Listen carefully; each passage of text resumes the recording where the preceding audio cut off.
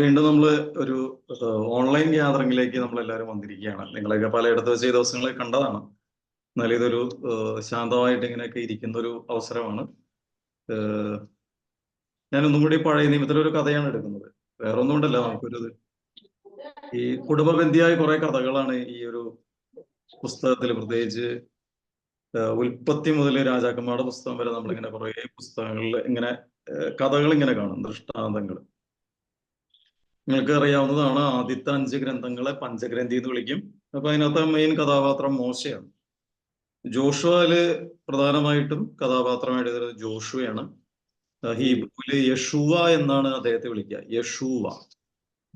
ഈശോയെയും വിളിക്കുന്നത് യഷൂവ എന്നാണ്. മറിയമൊക്കെ ഈശോയെ വിളിച്ചിരിക്കുന്നത് യഷൂവ എന്നായിരിക്കും. അർത്ഥം ദൈവം രക്ഷിക്കുന്നു, God saves. Yascha, to save എന്ന അർത്ഥത്തില്. അപ്പോ പഴയ നിയമത്തിലെ ജോഷുവ എന്താണോ ചെയ്തത് അത് തന്നെയാണ് പുതിയ നിയമത്തിലെ ജോഷുവായ ക്രിസ്തുവും ചെയ്യുന്നത്, ഈശോയും ചെയ്യുന്നത്. ജോഷുവയുടെ ദൗത്യം എന്തായിരുന്നു എന്ന് ചോദിച്ചാല്, മോശയുടെ ദൗത്യത്തിന്റെ തുടർച്ചയാണ് ജോഷുവയുടെ ദൗത്യം. മോശയുടെ വലിയ ദൗത്യം എന്ന് പറഞ്ഞാല് ദൈവത്തിന്റെ അടയാളങ്ങള്, യാഹ്വേയിൽ നിന്ന് ലഭിച്ച അടയാളങ്ങള് ഫറവോയുടെ മുമ്പിൽ അവതരിപ്പിക്കുന്നു. എന്നിട്ട് ജനത്തെ അത്ഭുതകരമായിട്ട് വിടുവിക്കുന്നു ഈജിപ്തിലെ അടിമത്തത്തിൽ നിന്ന്, അത്ഭുതങ്ങളിലൂടെയും അടയാളങ്ങളിലൂടെയും. അതിനുശേഷം 40 വത്സരങ്ങളോളം അവർ മരുഭൂമിയിലൂടെ അലയുന്നത് കാണുന്നുണ്ട്. അപ്പൊ ഈ യാത്രയിൽ മുഴുവൻ മോശ ശക്ത പ്രലോഭനങ്ങളും അതിലേറെ വെല്ലുവിളികളും സ്വീകരിക്കുന്നുണ്ട്. ജനത്തെ എങ്ങനെ നയിക്കും എന്നുള്ളതല്ല, എന്നതിനേക്കാൾ ഉപരി ജനത്തിന്റെ സ്വഭാവമാണ്. പ്രത്യേകിച്ച് ഇങ്ങോട്ട് വിളിച്ച് അങ്ങോട്ട് പോകുന്നു, അല്ലെങ്കിൽ മല്ലന്മാര്, സ്റ്റിഫ് നെക്ട് പീപ്പിൾ എന്നൊക്കെയാ പറയുന്നത്. അത്തരത്തിലുള്ള ഒരു ജനത, ഇപ്പോഴും പിറുപിറുക്കുന്നവര്. നല്ല ഭക്ഷണം കിട്ടുമ്പോൾ ഒരു സന്തോഷം, അത് കഴിയുമ്പോൾ വിശക്കുമ്പോൾ ഉടനെ നമുക്ക് തിരിച്ചു പോകാന്ന് പറയും, മോശേനെ കുറ്റം പറയും. അങ്ങനെ ഒരു ജനതയെ അദ്ദേഹം നയിച്ചു.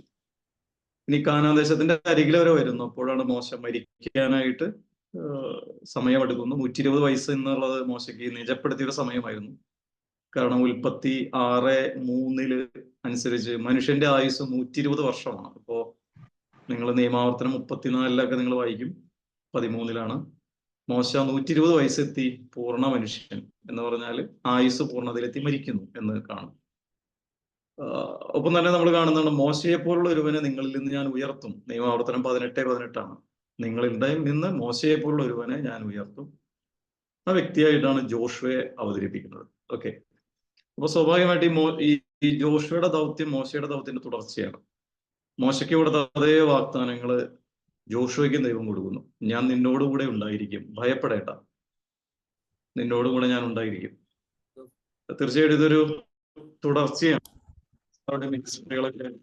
ഓരോരുത്തരുടെ വ്യക്തിപരം എന്നതിനേക്കാളും തുടർച്ച എന്ന് കണക്കാകുന്നതായിരിക്കും നല്ലത്. പൂർവികർക്ക് നൽകിയ വാഗ്ദാനം അപ്പാടെ അതിന്റെ കണ്ടീഷൻസും ആനുകൂല്യങ്ങളെല്ലാം പിന്നീട് വരുന്നവർക്കും ദൈവം നൽകുന്നത് കാണാം. അബ്രാഹത്തിന് കൊടുത്ത അനുഗ്രഹത്തിന്റെ വാഗ്ദാനം ഇസഹാക്കിന് കൊടുക്കുന്നു, ഇസഹാക്കിന് കൊടുത്തത് യാക്കോബിന് കൊടുക്കുന്നു, അങ്ങനെ ഇസ്രായേൽ ജനത്തിന് മുഴുവൻ കൊടുക്കുന്നു. ഇത് തന്നെയാണ് ഇവിടെയും കാണുന്നത്. അപ്പൊ സ്വാഭാവികമായിട്ട് മോശയുടെ ദൗത്യം ഈ ജനത്തെ വിടുവിച്ച് കാനാന്റെ അതിരുകൾ വരെ കൊണ്ടുവന്ന് എത്തിക്കുക എന്നുള്ളതാണ്. ഇനി ജോഷുവയുടെ ദൗത്യമാണ് സത്യത്തില് കാനാൻ ദേശം കീഴടക്കണം. അത് നിസ്സാര കാര്യമല്ല. അവിടെ ഓൾറെഡി ഇൻഹാബിറ്റൻസ്, അല്ലെങ്കിൽ അവിടെ നിലനിൽക്കുന്ന ജീവിക്കുന്ന ജനതകളുണ്ട്. ജബൂസര്, കാനാനൈറ്റ്സ്, ഹിത്യര്, അമലോക്യര്, അങ്ങനെ പറഞ്ഞ ഒരുപാട് ജനതകള് അവിടെയുണ്ട്. അവർക്കെല്ലാവർക്കും പൊതു ദൈവങ്ങളുണ്ട്. ബാൽ ദൈവം, അങ്ങനെ അതുപോലുള്ള ദൈവങ്ങളുണ്ട്. Asher, okay. ഇത്രയുള്ള ദൈവങ്ങൾ ഓരോ ഗോത്രങ്ങൾക്കും സംസ്കാരങ്ങൾക്കും ദേശങ്ങൾക്കും ഒക്കെ ഉണ്ട്. അപ്പോൾ ഇവരുടെ ദൈവമായിട്ടാണ് വരുന്നത്. ഇവരുടെ ദൈവത്തിന്റെ പേരാണ് യാഹ്വേ അല്ലെങ്കിൽ യഹോവ. ആ ദൈവമായിട്ടാണ് ഇവർ കാനാൻ ദേശത്തേക്ക് വരുന്നത്. ഇപ്പൊ ജോഷുവയുടെ ആദ്യത്തെ ഉത്തരവാദിത്വം എന്നുള്ളത് ഈ ജനങ്ങളെ കൂട്ടിയിട്ട് കാനാൻ ദേശം കീഴടക്കണം. അത് യുദ്ധം ചെയ്ത് തന്നെ കീഴടക്കണം. രണ്ടാമത്തേത്, ഇനി ദൈവം പറഞ്ഞിരിക്കുന്ന വാഗ്ദാനം ഈ ദേശം മുഴുവനായിട്ട് നിങ്ങൾക്ക് തരുമെന്നാണ്. മുഴുവനായിട്ട് തരും. അപ്പൊ അതിനർത്ഥം അവിടെ ഉള്ളവരെയൊക്കെ പുറത്താക്കണം. അതായത് ഒന്നുകിൽ കൊല ചെയ്യണം, അല്ലെങ്കിൽ അടിച്ചൊക്കെ ഓടിക്കുകയല്ലേ നമ്മൾ ഓടാ എന്ന് പറഞ്ഞ് അവിടെ നിന്ന് ഓടിച്ച് അവരെ എല്ലാത്തിനെയും അവിടെ നിന്ന് നാട്ടിൽ നിന്ന് ഒഴിവാക്കിയിട്ട് ഈ ദേശം പൂർണ്ണമായിട്ട് കീഴടക്കണം. മൂന്നാമത്തെ ദൗത്യമാണ് ഇനി 12 ഗോത്രങ്ങൾക്കായിട്ട് ഈ കീഴടക്കപ്പെട്ട ദേശം വീതിച്ച് കൊടുക്കണം. അപ്പൊ ജോഷുവയുടെ ദൗത്യം നോക്കിയാൽ നിസ്സാര കാര്യമല്ല. ഒന്ന് കായികമായിട്ട് ഒരു എൻകൗണ്ടർ നടത്തണം, അവരെ കീഴ്പ്പെടുത്തണം. രണ്ടാമത്തേത് ജനത്തെ മുഴുവൻ തുരുത്തി ഓടിക്കണം. മൂന്നാമത്തേത് ഇനിയാണ് ഏറ്റവും പ്രശ്നമുള്ളത്, ഇത് വീതിച്ചു കൊടുക്കണം. അല്ല, അവരപ്പന് 2 മക്കളുണ്ടെങ്കിൽ വീതിച്ചു കൊടുക്കാൻ ബുദ്ധിമുട്ടാണ്. അപ്പോഴാണ് 10,000-കണക്കിന് ജനതയുള്ള ഗോത്രങ്ങളായിട്ടുള്ളവർക്ക് വീതിച്ചു കൊടുക്കേണ്ടത്. ഈ 3 ദൗത്യങ്ങളാണ് ജോഷുവയ്ക്ക് ചെയ്യാനുണ്ടായിരുന്നത്. അപ്പൊ ആദ്യത്തെ ലക്ഷ്യത്തിന്റെ ഭാഗമായിട്ട് ജോർദാൻ നദിയുടെ കരയ്ക്കൽ വന്ന് നിൽക്കുമ്പോൾ ജോഷുവ ചെയ്യുന്ന ഒരു പരിപാടിയാണ് ചാരന്മാരെ ഈ കാനാൻ ദേശത്തേക്ക് അയക്കും. ഇതെങ്ങനെയുണ്ട്, ഇതെങ്ങനെയൊക്കെയാണ് സ്ട്രാറ്റജി പ്ലാൻ ചെയ്യാൻ വേണ്ടിയാണ്. യുദ്ധത്തിന് പോകുമ്പോൾ നമ്മൾ സ്ട്രാറ്റജി പ്ലാൻ ചെയ്യും. ഇന്നും ആധുനിക സമൂഹങ്ങള് ചാരന്മാരെ അയക്കുന്നുണ്ട്. ഇസ്രായേലിന്റെ മൊസാദ്. അതുപോലെ തന്നെ എല്ലാ സംസ്കാരങ്ങളിലും ഇന്ത്യയുടെയൊക്കെ ഉണ്ട് ചാര സംഘടനകളുണ്ട്, പാകിസ്ഥാന്റെ ഉണ്ട്, റഷ്യയുടെ ഉണ്ട് ചാര സംഘടനകള്. ഇവരെന്താണ് ചെയ്യുന്നത്? ആധുനിക കാലഘട്ടത്തില് ഇപ്പോ ആധുനിക സോഫിസ്റ്റിക്കേറ്റഡ് വെപ്പൺസ് ഉപയോഗിക്കും, അല്ലെങ്കിൽ മറ്റേതൊക്കെ തന്ത്രങ്ങൾ ഉപയോഗിക്കും.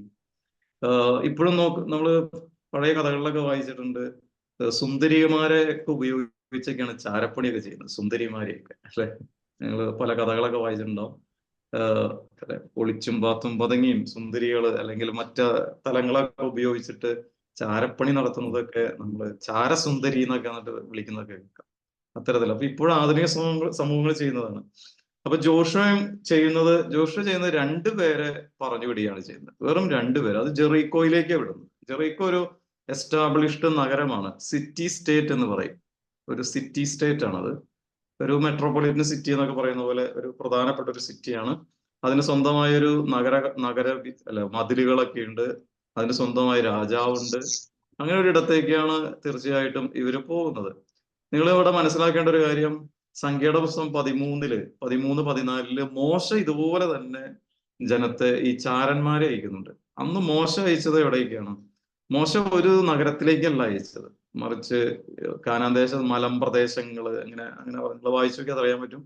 ഓരോ ഗോത്രത്തിൽ നിന്നും ഓരോരുത്തരെ നേതാക്കന്മാരെയാണ് അയച്ചത്. ഉദാഹരണം പറഞ്ഞാൽ MCCയുടെ ഓരോ യൂണിറ്റിൽ നിന്നും നേതാവായ കോർഡിനേറ്റർ എടുക്കുന്നു. എന്നിട്ട് നമ്മൾ മറ്റൊരു രൂപതയിലേക്ക് നമ്മുടെ MCC പടർത്താനായിട്ട് സാധ്യതയുണ്ടോ എന്ന് അറിയാൻ അയക്കുന്നു. ഇപ്പൊ നിങ്ങൾ പോയാൽ എന്തായിരിക്കും ചെയ്യുന്നത്? അല്ലെങ്കിൽ നിങ്ങളുടെ ഹോം മിഷൻ എടുത്താൽ മതി. ചെന്നിട്ട് എന്തായിരിക്കും പറയുക? എല്ലാവരും കൂടി തിരിച്ചു വരും, ഓ പറ്റില്ല കേട്ടോ, നമ്മളെ പോലെ ഒന്നും അല്ല, അങ്ങനെ പറയും. ചിലവര് പറയും നമുക്ക് അവിടെ ചെയ്യാൻ കുറെ ഉണ്ട്. ഈ മോശ അയച്ച ചാരസംഘം നെഗറ്റീവായ സാധനം കൊണ്ട് വന്നു. 12ഓളം പേര് പോയി. അതിനകത്ത് ജോഷുവ ഉണ്ടായിരുന്നു, കാലബും ഉണ്ടായിരുന്നു. ജോഷുവയും കാലബും മാത്രമാണ് നന്മ പറഞ്ഞോളൂ, പോസിറ്റീവ് പറഞ്ഞോളൂ. ഇവന്മാര് ഈ മോശയുടെ അയച്ച ഭാഗം നിങ്ങൾ വായിച്ചു നോക്കി അറിയാം. 13-14 സംഖ്യയില് ഇവരവിടെ പോയിട്ട് ഭൗതിക തലങ്ങളെയാണ് കാണുന്നത് മുഴുവൻ. ഭൗതിക തലങ്ങളെ, അവിടുത്തെ മുന്തിരിയും തേനും പാലും ഒഴുകുന്ന ദേശം, അവിടുത്തെ പ്രത്യേകതകള്, അവരെ ആസ്വദിച്ചത്, ഇതിനെ പറ്റിയൊക്കെയാണ് അവരവിടെ സംസാരിക്കുന്നത്. എന്നിട്ട് ഇവര് തിരിച്ചു വന്നിട്ട് ഈ 14 അധ്യായത്തിൽ കാണാം, മോശയെയും നേതാക്കന്മാരെയൊക്കെ വിളിച്ചുകൂട്ടി, ജനങ്ങളെയൊക്കെ വിളിച്ചു കൂട്ടിയിട്ട് ഇവര് നേരിട്ട് അവരോട് പറയുകയാണ്, നെഗറ്റീവായിട്ട് പറയണം, ഈ മുന്തിരി ഉണ്ടോ, വലിയ മുന്തിരിയാ, നല്ല അടിപൊളി രുചി, പക്ഷെ അവിടുത്തെ ജനം ഉണ്ടല്ലോ ഒരു രക്ഷയില്ല കേട്ടോ, നമുക്ക് പറ്റില്ല, നമുക്ക് വിട്ടുപോകാം, പറ്റില്ല. ജനത്തിന് മുഴുവൻ പേടിയായി. ഇനി ഇവര് പോയിട്ട് എങ്ങനെയാ വരുന്നത്? ഇവർ 2 പേര് പോകുന്നു, ജോഷുവ രഹസ്യമായിട്ട് അയക്കുന്നു, ജോഷുവയോട് പോയി പറയുന്നു. അവർ പറയുന്ന അവസാനത്തെ ഒറ്റ വാചകം അവർ പറയുന്നുള്ളൂ, ആ ദേശം കർത്താവ് നമുക്ക് ഏൽപ്പിച്ചു തന്നിരിക്കുന്നു. ഇത്രയേ ഉള്ളൂ, കർത്താവ് ഏൽപ്പിച്ചു തന്നിരിക്കുന്നു. മോശ അയച്ചവന്മാരൊക്കെ ഭൗതിക തലങ്ങളിൽ മാത്രം ചിന്തിച്ചു. അവർ ദൈവത്തെ പറ്റി ഒന്നും പറയുന്നില്ല. പക്ഷെ ഇവര് ഒരു വിശ്വാസമാണ്, യഹോവയിലുള്ള ശക്തമായ വിശ്വാസത്തിന്റെ അടിസ്ഥാനത്തിൽ പ്രതിബന്ധങ്ങളെ തരണം ചെയ്യാം. അതെന്തായിരിക്കും അങ്ങനെ സംഭവിച്ചത്? ആദ്യത്തേല് അവർ അവിടുത്തെ കായികനികൾ ഭക്ഷിച്ചു നടന്നു, അവിടുത്തെ സുഖ സൗകര്യങ്ങൾ അന്വേഷിച്ച് നടന്നു. അത് കഴിഞ്ഞ് നോക്കിയപ്പോൾ വലിയ ശക്തിയുള്ള മനുഷ്യരെ കണ്ടപ്പോൾ അവർക്ക് പേടിയായി. ഇവിടെയോ ഇവർ ശക്തിയുള്ള മനുഷ്യരെ കണ്ടു, പക്ഷെ അതിലും ശക്തിയുള്ള യഹോവയുടെ ഇടപെടലുകൾ അവർ കണ്ടപ്പോൾ അവർ തിരിച്ചറിഞ്ഞു, വലുത് യഹോവയാണ്. അപ്പോൾ യഹോവ തീരുമാനിച്ചിട്ടുണ്ടെങ്കിൽ ഏത് പ്രതിബന്ധങ്ങളെയും തരണം ചെയ്യാൻ അവൻ നമ്മെ സഹായിക്കും. അതുകൊണ്ട് ഈ ദേശം നമുക്കുള്ളതാണ്. ഓക്കെ, ഞാനിപ്പോ നിങ്ങളോടൊന്ന് സംസാരിക്കാൻ ആഗ്രഹിക്കുന്നു. നമ്മളിപ്പോ പോസിറ്റീവ് നെഗറ്റീവ് ആയിട്ടാണ് പറയുന്നത്. നമ്മളെല്ലാവരും ഈ ഹോം മിഷൻ നടത്തുന്നവരാണ്, അല്ലെങ്കിൽ ഭവന സന്ദർശനങ്ങള്. ഇപ്പൊ നിങ്ങൾക്ക് 5 മിനിസ്ട്രികളിൽ ഒന്നാണ് ഭവന സന്ദർശന മിനിസ്ട്രി. എനിക്കറിയാം ഇപ്പൊ നിങ്ങൾക്കൊക്കെ ചിലവരൊക്കെ വളരെ ഭംഗിയായിട്ട് ഈ പറഞ്ഞ 4 സന്ദർശനങ്ങളെ പറ്റി പറയുന്നവരുണ്ട്, ആളുകളോടൊക്കെ പറഞ്ഞു കൊടുക്കുന്നവരുണ്ട്. പണ്ടൊക്കെ കുറച്ചു പേർക്ക് അറിയാമായിരുന്നു. ഇപ്പൊ കുറെ പേർക്ക് ഏതൊക്കെ സന്ദർശനങ്ങൾ മിനിസ്ട്രികളാണ് നമുക്കുള്ളതെന്നൊക്കെ അറിയാം. നമുക്കറിയാം, നമുക്ക് സമരിറ്റൻ ഉണ്ട്, നമുക്ക് അക്കീല പ്രസ്ക ഉണ്ട്, പിന്നെ ഏതൊക്കെയാണോ നിങ്ങളൊന്ന് പറഞ്ഞു തുടങ്ങി അറിയാൻ പറ്റായിരിക്കും. എലീഷ ഉണ്ട്, കാനയുണ്ട്, പിന്നെ ജെറിക്കോ മിനിസ്ട്രി ഉണ്ട്, പിന്നെ അങ്ങനെയൊക്കെ ഉണ്ടോ? ഓക്കെ, എനിവേ അപ്പൊ ചിന്തിച്ചു നോക്കി, നമ്മള് ഓരോ മിനിസ്ട്രിക്ക് പോയി കഴിയുമ്പോ, ഞാനിപ്പോ യൂണിറ്റ് സന്ദർശനം പറയുന്നത് മിനിസ്ട്രി ഭവന, നമുക്ക് രണ്ട് രീതിയിൽ നമുക്കൊരു ഫീഡ്ബാക്ക് തരാം. ഒന്ന്, മോശം ചാരന്മാര് പറയുന്ന പോലെ, അതായത് ഭൗതിക സ്ഥലങ്ങളെ മാത്രം പരിശോധിക്കും. ആ വീട്ടുകാരെങ്ങനെയുണ്ട്, അവര് വിദ്യാഭ്യാസം ഉള്ളവരാണോ, അല്ലെങ്കിൽ അവര് നമ്മൾ പറയുന്നതൊക്കെ കേൾക്കുന്നവരാണോ, അവിടുത്തെ സാഹചര്യങ്ങൾ നല്ലതാണോ, ഇങ്ങനെ ഒരു കുറെ ഭൗതിക തലം മാത്രം. രണ്ടാമത്തേത്, ഒരുപക്ഷെ നിങ്ങൾക്ക് ഇങ്ങനെ പറയാം, ഞങ്ങൾക്കൊരു ആശങ്ക ഉണ്ടായിരുന്നു, പക്ഷെ അവിടെ ചെന്നപ്പോ അവര് ഞങ്ങളെ സ്വീകരിച്ചു. എങ്ങനെ സ്വീകരിച്ചു? ഞങ്ങൾ ദൈവം അയച്ച ആരോ പ്രതിനിധികളാണെന്ന രീതിയിൽ ഞങ്ങളെ സ്വീകരിച്ചു, ഞങ്ങളോട് ബഹുമാനത്തോടെ അവർ ഇടപഴകി എന്നൊക്കെ നിങ്ങൾ വന്ന് പറയുമ്പോൾ നിങ്ങളെ കേൾക്കുന്ന മറ്റു ദമ്പതികൾക്കുണ്ടാവുന്ന ഉണർവുണ്ട്. ആദ്യത്തേത് പറയുമ്പോഴോ വേറെ തലത്തിലായിരിക്കും. അപ്പൊ സ്വാഭാവികമായിട്ട് ഒന്ന് ചിന്തിച്ച് രണ്ടുപേരും കൂടി ഒന്ന് സംസാരിക്കുക. നമ്മൾ ഇതേവരെ നടത്തുന്ന ഭവന സന്ദർശനങ്ങൾ സത്യത്തില് ഈ മോശം അയക്കുന്ന ചാരന്മാരെ പോലെയാണ് നമ്മൾ പോകുന്നത്. അതായത് ഉദ്ദേശിക്കുന്നത് ദൈവത്തിന്റെ ഇടപെടലുകൾ കാണുക ഈ സന്ദർശനങ്ങളിലൂടെ എന്നുള്ളത് തന്നെയാണ്. അപ്പൊ അത് എപ്രകാരമാണ് നിങ്ങളുടെ ജീവിതത്തില് നിങ്ങളുടെ പ്രതികരണങ്ങൾ കൂടുതലും നെഗറ്റീവായിട്ടാണോ വരുന്നത്? അതായത് ഒരു രക്ഷയില്ല, നമ്മൾ ഇനി അതായത് ചെല്ലുമ്പോൾ തന്നെ നമുക്കൊരു നെഗറ്റീവ് എനർജിയാണോ നമ്മളിൽ തന്നെ തോന്നുക? അതായത് മടുപ്പ്, എന്ത് കാര്യം, അങ്ങനെയാണോ? അതെയോ പൊതുവില് ഏതാണ്?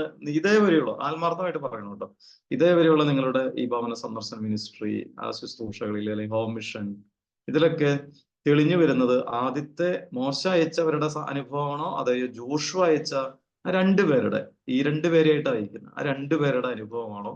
ദൈവീക അനുഭവങ്ങളാണോ നിങ്ങൾക്ക് കൂടുതൽ, അതെയോ ഭൗതിക തലത്തിലുള്ള അനുഭവങ്ങൾ ആണോ വരുന്നത്? വെറുതെ ഒന്ന് സംസാരിച്ച് ചോദിക്കും, ബേസിക് കാര്യമാണ് ചോദ്യം. ഓക്കെ, എനിക്കൊരു 5-6 കപ്പിളാണ് ആകെ വീഡിയോ ഓൺ ആക്കിയിട്ടുള്ളൂ, ബാക്കിയുള്ളവരൊക്കെ എന്താ ചെയ്യണേ?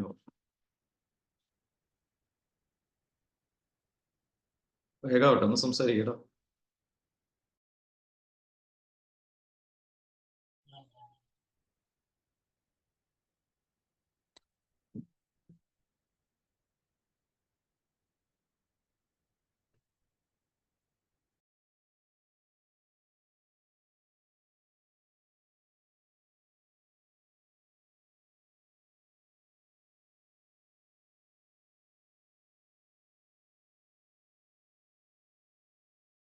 ഓക്കെ, ഏതെങ്കിലും ദമ്പതിക്ക് ഒന്ന് വെറുതെ ഒന്ന് സംസാരിച്ചു തുടങ്ങാം. നമ്മളിത് വലിയ ഗൗരവമായിട്ട് സംസാരിക്കേണ്ട, നമുക്ക് ഇനിയും വിഷയങ്ങളുണ്ട്. നിങ്ങളൊന്ന് ഒന്ന് ഓപ്പൺ അപ്പ് ചെയ്യുക എന്നുള്ളതാണ് ലക്ഷ്യമായിരുന്നത്. ആർക്ക് വേണേലും സംസാരിക്കാം, വീഡിയോ മ്യൂട്ട് ഓഫ് ചെയ്തിരിക്കുന്നവർക്കോ ആർക്ക് വേണേലും സംസാരിക്കാം. ഓക്കെ, പറഞ്ഞോ. ഞങ്ങൾക്ക് വളരെ പോസിറ്റീവായിട്ടുള്ള അപ്രോച്ച് കിട്ടിയിട്ടുണ്ട് പലപ്പോഴും. എന്നാൽ പല വീടുകളിലും ഞങ്ങൾ പോകുമ്പോൾ അപൂർവ ചില സന്ദർഭങ്ങളിൽ നമ്മൾ അത്ര കാര്യമായിട്ട് ശ്രമിക്കാതെ ഇരുന്ന സാഹചര്യം ഉണ്ടായിട്ടുണ്ട്. പക്ഷെ ഞാൻ ചോദിക്കുന്നത് ആളുകളുടെ ഫീഡ്ബാക്ക് അല്ല, നിങ്ങളുടെ ഒരു കാഴ്ചപ്പാടാണ്, നിങ്ങളിൽ ഉണ്ടാകുന്ന പ്രതികരണം. ഞങ്ങൾ സന്തോഷത്തിലാണ്. ഓക്കെ, ആളുകൾ പലതാണ് കേട്ടോ, രൂപപ്പെടുന്ന കുറെ ചിന്താഗതികളാണ് ഞാൻ ചോദിക്കുന്നത്. ഓക്കെ, ഞങ്ങൾ വളരെ ഹാപ്പിയാണ്. Okay, thank you. വേറെ ആരെങ്കിലും? താങ്ക് യു കേട്ടോ ജോസേട്ടനും ജസ്റ്റിസ്. ശുദ്ധിയായിരിക്കട്ടെ. മാത്യു മേഴ്സി, ഓക്കെ, പറഞ്ഞോളൂ. Thank you. ഞങ്ങൾക്ക് ജോഷുവ അയച്ച പോലെയുള്ള അനുഭവം ഞങ്ങൾക്കുണ്ടായത്, പോസിറ്റീവ് അനുഭവം ഉണ്ടായത്. ആത്മീയമായിട്ടുള്ള ഇത് ഞങ്ങള് പോയ ഭവനങ്ങളിൽ നല്ല ഇതായിട്ട് അവരെ നമ്മളെ ബഹുമാനിക്കുകയും നമ്മൾ പറയുന്നത് കേട്ട് സ്നേഹജ്വാലയിൽ പങ്കെടുക്കുകയും നല്ല ഫീഡ്ബാക്കാണ് ഞങ്ങൾക്കുണ്ടായത്. അത് വെച്ചൂരും വൈക്കത്തും കോളങ്ങായി എല്ലാ സ്ഥലങ്ങളിലും ഹോം മിഷൻ പോയവരും നല്ല അനുഭവം ഞങ്ങൾക്ക് ഉണ്ടായത്. Thank you. ഓക്കെ, അതായത് നിങ്ങൾക്കൊരു ദൈവിക അനുഭവം അതിലൂടെ ലഭിച്ചിട്ടുണ്ട്, അതല്ല ഉദ്ദേശിക്കുന്നത്. പലപ്പോഴും നമ്മൾ ഭൗതിക തലങ്ങളാണ് വീട്ടിൽ ചെന്ന കാണുന്നത്, എപ്പോഴും ശ്രദ്ധിക്കുന്നത്. അവിടെ പട്ടിയുണ്ടോ, പട്ടി എങ്ങനത്തെയാണ്, അല്ലെങ്കിൽ അവിടുത്തെ TV എങ്ങനത്തേതാണ്, ഇങ്ങനെ കുറെ കാര്യങ്ങൾ ഒരു പക്ഷെ നമുക്ക് കാഴ്ചകളിലേക്ക് പോകും. പക്ഷെ ഹൃദയത്തിൽ ഒരു ദൈവിക അനുഭവം നമ്മിൽ സ്വാംശീകരിക്കുക അല്ലെങ്കിൽ സ്വീകരിക്കുക എന്നുള്ളതാണ് ഹോം മിഷനിലൂടെ നമ്മളോട് പറയുന്നത്. അപ്പൊ ജോഷുവ അയക്കുന്ന രണ്ടുപേരും അവർ പ്രധാനമായിട്ട് ശ്രദ്ധിക്കുന്നത് ദൈവം എങ്ങനെ തങ്ങളുടെ ജീവിതത്തില് തങ്ങളുടെ ദൗത്യത്തിന്റെ ഭാഗമായിട്ട് ഇടപെടലുകൾ നടത്തുന്നു, അല്ലെ? നിങ്ങൾ NCC ദമ്പതികളായിട്ട് നിങ്ങൾ രണ്ടുപേരും പോകുമ്പോൾ നിങ്ങളുടെ ദൗത്യത്തിന്റെ ഭാഗമായിട്ട് ക്രിസ്തുവും ചേരുന്നുണ്ട്.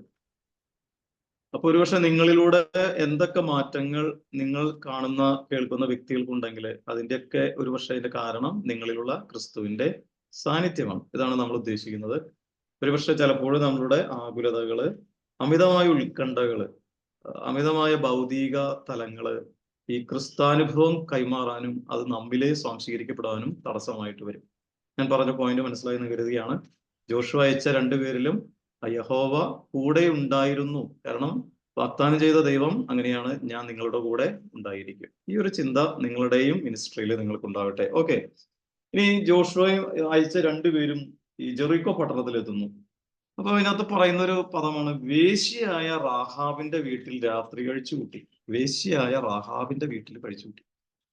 അവരയച്ചു നോക്കി, എന്നിട്ട് അവരാദ്യം പോയത് വേശ്യയുടെ വീട്ടിലേക്കാണ്. എന്ന് പറഞ്ഞാല് നമുക്ക് രണ്ട് തരത്തിലെടുക്കാം. ഒന്ന് ഒരു പെരിഫറി എന്ന് പറയാം. പെരിഫറി എന്ന് പറഞ്ഞാല് വിളുമ്പിലേക്ക് അല്ലെങ്കിൽ പാർശ്വവൽക്കരിക്കപ്പെട്ട വ്യക്തികൾ. ക്രിസ്തുവിന്റെ പ്രവർത്തനങ്ങളിൽ നോക്കിയ ക്രിസ്തുവിന്റെ ഇടപെടലുകളൊക്കെ ആരുടെ അടുത്തായിരുന്നു? ചുങ്കക്കാര്, പാപികള്, അല്ലെങ്കിൽ അവഗണിക്കപ്പെട്ടവര്, കുഷ്ഠരോഗികള്, അല്ലെ? ഇവരൊക്കെ പാർശ്വവൽക്കരിക്കപ്പെട്ടവരാണ്. എന്ന് വെച്ചാൽ മുഖ്യധാരയിൽ നിന്ന് അകറ്റി നിർത്തപ്പെട്ടവരാണ്. അങ്ങനെ വേണമെങ്കിൽ നമുക്ക് ചിന്തിക്കാം. അതായത് ആദ്യം അവർ പോയി അവിടെ പോയി ഒരു സമൂഹം അവഗണിച്ച ഒരു സ്ത്രീയുടെ അടുത്ത് പോയി. അല്ലെങ്കിൽ വേറെ രീതിയിൽ നമുക്ക് ചിന്തിക്കാം. ആളുകള് തായ്ലൻഡിൽ ചില സ്ഥലങ്ങളിലൊക്കെ പോണ പോലെ, അല്ലെങ്കിൽ വേറെ ഇടങ്ങളിലൊക്കെ പോണ പോലെ. നിങ്ങളൊന്നും പോണതല്ലാട്ടോ ഞാൻ പറയുന്നത്. ഞാൻ പറഞ്ഞ വെറുതെ നിങ്ങൾക്ക് മനസ്സിലാക്കാൻ വേണ്ടിയാണ്. അതായത് റിലാക്സേഷന് വേണ്ടി പോകുന്നു. അതായത് ജോഷുവ ഒരു പണി ഏൽപ്പിച്ചു. പക്ഷെ ഇവന്മാരെ ആദ്യം പോയത് എവിടേക്കാണ്? ഇപ്പൊ ചിലവന്മാര് പണ്ടൊക്കെ വികാരിയച്ഛന് മാറ്റം വരുമ്പോ അച്ഛനെ കൊണ്ടുവന്നാക്കാൻ പോകും. അച്ഛനോട് സ്നേഹമൊന്നും ഉണ്ടായിട്ടല്ല, ആ പള്ളിയിൽ ചെല്ലുന്ന വഴിയിൽ അവരെ കാണാം. അത് കഴിഞ്ഞ് തിരിച്ചു പോരുമ്പോ ഇവന്മാരൊക്കെ ബാറി കയറി മൂക്കറ്റം വെള്ളടിച്ചിട്ട് എന്നിട്ട് ഭാര്യയോട് എന്ന് പറയും, നല്ല അച്ഛനായിരുന്നു, ആ അച്ഛൻ പോയി സങ്കടം സഹിക്കാൻ പറ്റണില്ല. എവിടെ? ഇവന്മാര് ആ ട്രിപ്പ് തന്നെ കള്ളടിക്കാൻ വേണ്ടി പോയതാണ്. അച്ഛനെ കൊണ്ടുവന്നാക്കാവുന്ന ഒരു കാരണം. അപ്പൊ ഇവര് പ്രാർത്ഥിച്ച്, ദൈവമേ കോനൂര് കിടക്കുന്ന അച്ഛന് ചേർത്തലയ്ക്ക് മാറ്റം കിട്ടണേ, കാരണം അത്രയും ദൂരം പോയി. ഫ്രണ്ട്സിനോട് ചിരിക്കാണ് ഞാൻ പുള്ളിനെ പറ്റി പറയണേ. അതായത് ഞാൻ ഒരു ദൂരം പറയാൻ വേണ്ടി ഒരു ഇതാണ്. അപ്പൊ നോക്കുക, അപ്പൊ ഇവര് സത്യത്തില് വഴി തെറ്റിപ്പോയോ? ഈ രണ്ട് ഉത്തരവാദിത്വം ഏൽപ്പിക്കപ്പെട്ടവര്. ചിലപ്പോ അങ്ങനെ സംഭവിക്കുകയാണ്. പക്ഷെ ഇവര് എന്തുകൊണ്ടാണ് റാഹാബിന്റെ അടുത്ത് പോയത്? അതിന് രണ്ട് കാരണങ്ങളാണ്. ഈ നഗരങ്ങളിലൊക്കെ ഒരുപക്ഷെ മനുഷ്യന്റെ വൈകാരിക തലങ്ങളുടെ ശമനത്തിനായിരിക്കാം നഗരങ്ങളിലൊക്കെ വേശ്യാലയങ്ങളുണ്ട്. പുരുഷന്റെയും സ്ത്രീയുടെയും ഒക്കെ ഉണ്ട്. കഴിഞ്ഞ ദിവസം ആരാണ്ട് നമ്മുടെ നെതർലാൻഡ്സിലെ സ്ഥലത്തെ പറ്റി പറയുന്നുണ്ടായിരുന്നു. ഓരോ സ്ഥലങ്ങളിലൊക്കെ, ആംസ്റ്റർഡാം ഒക്കെ, എല്ലാ സിറ്റികളിലും ഇപ്പൊ ബോംബെയിലൊക്കെ പോയി എവിടെയുണ്ട്. അപ്പൊ റിലാക്സേഷൻ എന്നുള്ള രീതിയിൽ. അപ്പൊ ഇവിടെ ആർക്ക് വേണമെങ്കിലും കയറി ചെല്ലാം. അവരെല്ലാം കസ്റ്റമേഴ്സ് ആണ്. അവർക്ക് ഐഡന്റിറ്റി ഇല്ല. ആ വ്യക്തിക്കും ഇല്ല, കസ്റ്റമറിനും ഐഡന്റിറ്റി ഇല്ല. അവൻ ചിലപ്പോൾ ആരുടെയെങ്കിലും ഭർത്താവായിരിക്കാം, പക്ഷെ അവൻ ഐഡന്റിറ്റി ഇപ്പൊ എന്താണ്? അവനും വേശ്യാവൃത്തിയുടെ ആളാണ്. അവന്റെ ഐഡന്റിറ്റി അവൻ മാറ്റി വയ്ക്കുകയാണ്. ചിലപ്പോൾ വിവാഹമോചനം മാറ്റി വയ്ക്കായിരിക്കും, ഊരി എവിടെയെങ്കിലും ഇടായിരിക്കും. നോക്കി ഐഡന്റിറ്റി കളയാനായിട്ട് ശ്രമിക്കും. അഡ്രസ്സ് തെറ്റെഴുതി കൊടുക്കും, അല്ലെ? അങ്ങനെയൊക്കെ ചിന്തിക്കാം. അപ്പോ ഒരു അനോണിമസ് ആയിട്ടുള്ള ഒരു തലമുണ്ട് ഇവിടെ. എന്ന് വെച്ചാൽ എന്നെ ആരും അറിയില്ല, ഞാനും ആരെയും അറിയില്ല. ഓക്കെ, അത്തരത്തിലൊരു ഇടമാണ്. അപ്പോ ആരാണ് അവിടെ വന്നത്, ആരാണ് പോകുന്നത്, ചിലപ്പോൾ പൊതുസമൂഹം നോട്ട് ചെയ്യില്ല. അപ്പൊ അതുകൊണ്ടായിരിക്കും അവർ ആദ്യം കയറിയത്. രണ്ടാമത്തെ ഉത്തരം 15-ാം വാക്യം പറയുന്നുണ്ട്, 2:15. മതിലിനോട് ചേർത്തു പണിതതായിരുന്നു അവളുടെ വീട്. ഉണ്ടോ? അപ്പൊ അതായത് നഗരത്തിന്റെ കവാടങ്ങളുണ്ട്, നഗരമതിലുകള്. നമ്മള് പണ്ടത്തെ രാജാവിന്റെ അത് ചുറ്റും ഇങ്ങനെ നഗരത്തിന് ചുറ്റും മതിൽ കെട്ടും, ആർക്കും കയറി വരാനൊന്നും പറ്റില്ല. അപ്പോ അതിനോട് ചേർന്നായിരുന്നു. അപ്പൊ അതിനർത്ഥം എന്താ? എളുപ്പത്തിൽ പുറത്ത് ചാടാനും അകത്ത് കയറാനും പറ്റുന്നതായിരുന്നു. അപ്പൊ സുരക്ഷിതത്വമാണ്. അവര് ബുദ്ധിയാണ് ഉപയോഗിക്കുന്നത്. തങ്ങളാരും തിരിച്ചറിയരുത്, അതിനായ സമയം സുരക്ഷിതമായിരിക്കണം. അപ്പൊ അവർ എന്തിനായിരിക്കും പോയത്? അവരുടെ ലക്ഷ്യം ഒരിക്കലും പതറിയിട്ടില്ല, വഴിമാറിയിട്ടില്ല. സ്വന്തം സുഖങ്ങളോ ഇച്ഛകളോ അല്ല അവർ അന്വർത്ഥമാക്കിയത്. ഒരു ചില തിന്മയുടെ ഇടങ്ങളെ അല്ലെങ്കിൽ മനുഷ്യൻ തെറ്റിദ്ധരിക്കുന്ന ചില സാഹചര്യങ്ങളെ അവരുടെ ലക്ഷ്യ പൂർത്തീകരണത്തിനായിട്ട് അവർ ഉപയോഗിക്കുന്നു. ഇതൊരു പക്ഷേ ദൈവത്തിന്റെ ഒരു പദ്ധതിയാണ്, റിവേഴ്സൽ എന്ന് പറയും, റിവേഴ്സൽ. ഈ റാഹാബാണ് പിന്നീട് മത്തായി 1:5 നമ്മൾ കാണും, അവളെ ക്രിസ്തുവിന്റെ വംശാവലിയിൽ കയറി വന്നു. താമാർ വന്നിട്ടുണ്ട്, ഇതേപോലെ വേശ്യാവൃത്തിയിലായിരുന്ന താമാർ വന്നു. റൂത്ത് വന്നിട്ടുണ്ട്, റൂത്ത് വിജാതി സ്ത്രീയാണ്, ഉണ്ടോ? അപ്പൊ നോക്കി, ഈ പഴയ നിയമത്തിലെ 4 മോശം സ്ത്രീകളും എവിടെ കയറി വന്നു? ക്രിസ്തുവിന്റെ വിശുദ്ധ പാരമ്പര്യത്തിലേക്ക് കയറി വന്നു. ഇതൊക്കെ നമ്മൾ എന്തൊക്കെയോ പഠിപ്പിക്കുന്നുണ്ട്. അതായത് ഒരു വ്യക്തിയെയും എന്തിന്റെയും പേരിൽ മാറ്റി നിർത്താൻ നമുക്ക് യാതൊരു അവകാശവുമില്ല. ഞാൻ എൻ്റെ പൗരോഹിത്യ ശുശ്രൂഷയിലെ തിരിച്ചറിഞ്ഞൊരു കാര്യമാണ്, വിശുദ്ധി എന്നുള്ളതിനെ എങ്ങനെ നമ്മൾ അളക്കും, വിശുദ്ധി എങ്ങനെ നമ്മൾ കൈകാര്യം ചെയ്യും, വിശുദ്ധിയുടെ അളവുകോലൊക്കെ എന്താണ്? നിങ്ങൾ ശ്രദ്ധിക്കേണ്ട ഒരു കാര്യമാണ്. നമ്മളെല്ലാവരും വിശുദ്ധി എന്ന് ചിന്തിക്കുമ്പോൾ കുറെ വിശുദ്ധമായവ മാത്രം ചിന്തിക്കുകയും ചെയ്യുകയും വിശുദ്ധമായ ഇടങ്ങളിൽ മാത്രം വ്യാപരിക്കുകയും ചെയ്യുന്നവരെ വിശുദ്ധരെന്ന് വിളിക്കാൻ ആഗ്രഹിക്കുന്നു. പക്ഷെ ബൈബിൾ അങ്ങനെയല്ല കേട്ടോ. ബൈബിൾ അശുദ്ധിയുടെ ഇടങ്ങളിൽ വസിക്കുന്നവരെയും വ്യാപരിക്കുന്നവരെയും ഒരുപക്ഷെ ജീവിതത്തിന്റെ അവസാന ജസ്റ്റ് മരണനിമിഷം വരെ അശുദ്ധിയിലായിരുന്നവരെ പോലും പിന്നീട് ബൈബിള് ഗ്ലോറിഫൈ ചെയ്യുന്നുണ്ട്. നല്ല കള്ളൻ എന്നൊക്കെ പറഞ്ഞ് ഒരുത്തനെ വാഴ്ത്തുന്നുണ്ടെങ്കിൽ അത് എന്തൊരു വലിയൊരു വ്യത്യസ്തമായ കാഴ്ചപ്പാടാണ് ബൈബിൾ കൊണ്ടുവരുന്നത്. ഞാൻ നിങ്ങളോടൊന്ന് പറയാൻ ആഗ്രഹിക്കുന്നത്, LGBTAIQ എന്നൊക്കെ പറഞ്ഞ ലൈംഗിക ന്യൂനപക്ഷങ്ങളുണ്ട്. നിങ്ങൾക്ക് അറിയാമോ എന്ന് എനിക്കറിയില്ല. നിങ്ങൾ കുടുംബപ്രേക്ഷ ശുശ്രൂഷയിൽ വ്യാപരിക്കുന്നതായതുകൊണ്ട് നിങ്ങൾ തീർച്ചയായിട്ടും അത് അറിഞ്ഞിരിക്കണം. LGBT എന്താണ്? L എന്ന് പറഞ്ഞാൽ ലെസ്ബിയൻ ആണ്. സ്ത്രീക്ക് ആഭിമുഖ്യം സ്ത്രീയോടാണ്, സെക്സ്വലി. G എന്ന് പറഞ്ഞാല് ഗേ എന്നർത്ഥം, പുരുഷന് ലൈംഗിക ആഭിമുഖ്യം പുരുഷനോടായിരിക്കും. B എന്ന് പറഞ്ഞാലോ? B എന്ന് പറഞ്ഞാൽ ബൈ ആണ്, അങ്ങോട്ടുമൊക്കെ ഇങ്ങോട്ടുമൊക്കെ. ഓക്കെ. LGBT എന്ന് പറഞ്ഞാൽ ട്രാൻസ്ജെൻഡർ ആണ്, നമുക്കറിയാവുന്നതാണല്ലോ, ലിംഗശസ്ത്രക്രിയൊക്കെ കഴിഞ്ഞിട്ടൊക്കെ ചെയ്യുന്നവരുണ്ട്. ഇനി A ഉണ്ട്, അതാണ് അസെക്സ്വൽ എന്ന് പറയും. എന്ന് പറഞ്ഞാൽ ഏതാണെന്ന് പോലും അറിയില്ല. പിന്നെ Q ഉണ്ട്, ക്യൂർ എന്ന് പറയും, QUEER. ഓക്കെ, കൺഫ്യൂഷൻ ആണിത്. പിന്നെ I എന്നുള്ളതുണ്ട്, ഇൻട്രാസെക്സ്വൽ എന്ന് പറയും. ലൈംഗിക അവയവങ്ങൾ ഒരു വ്യക്തിയിൽ തന്നെ പുരുഷന്റെയും സ്ത്രീയുടേതുമുള്ള ശരീരങ്ങളുണ്ട്. ഒരു ശരീരത്തിൽ തന്നെ പുരുഷ ലൈംഗിക അവയവവും പകുതി സ്ത്രീ ലൈംഗിക അവയവവും, അത്തരത്തിലുള്ള വ്യക്തികളൊക്കെ ഉണ്ട്. ഇതൊക്കെ നമ്മുടെ ലോകത്തിലുള്ളതാണ് കേട്ടോ. അപ്പൊ ഇവരുടെയൊക്കെ ആഭിമുഖ്യങ്ങളുണ്ട്. സ്വാഭാവികമായിട്ട് നമ്മളൊക്കെ തിരിച്ചറിയേണ്ടത്, പുരുഷൻ സ്ത്രീ എന്ന ഒരു ലിംഗഭേദം അത് ഫിസിക്കലായിട്ട് തോന്നുന്നു. നമ്മൾ വേർതിരിക്കും, ഓ ഇത് പുരുഷൻ ഇത് സ്ത്രീ. പക്ഷെ ആഭിമുഖ്യങ്ങളാണ് സത്യത്തിൽ പ്രധാനപ്പെട്ടത്. എനിക്ക് എന്താണ് ആഭിമുഖ്യം? ഇന്ന് ഏറ്റവും അധികം സംസാരിക്കുന്ന ഒരു മേഖലയാണ് ഈ ലൈംഗിക ന്യൂനപക്ഷങ്ങളെ പറ്റി. പലയിടത്തും വിവാഹം തന്നെ, പരമ്പരാഗത വിവാഹ സങ്കല്പത്തെ അവര് തിരുത്തുന്നുണ്ട്. സ്ത്രീയും പുരുഷനും എന്നുള്ളത് സ്ത്രീയും പുരുഷനും എന്നൊക്കെ തിരുത്തുന്ന രീതിയിലേക്കൊക്കെ വരുന്നുണ്ട്. അപ്പോൾ be aware of the reality. ഇന്നത്തെ കാലഘട്ടത്തിലെ കാര്യങ്ങളെ പറ്റിയൊക്കെ അവെയർ ആവുക.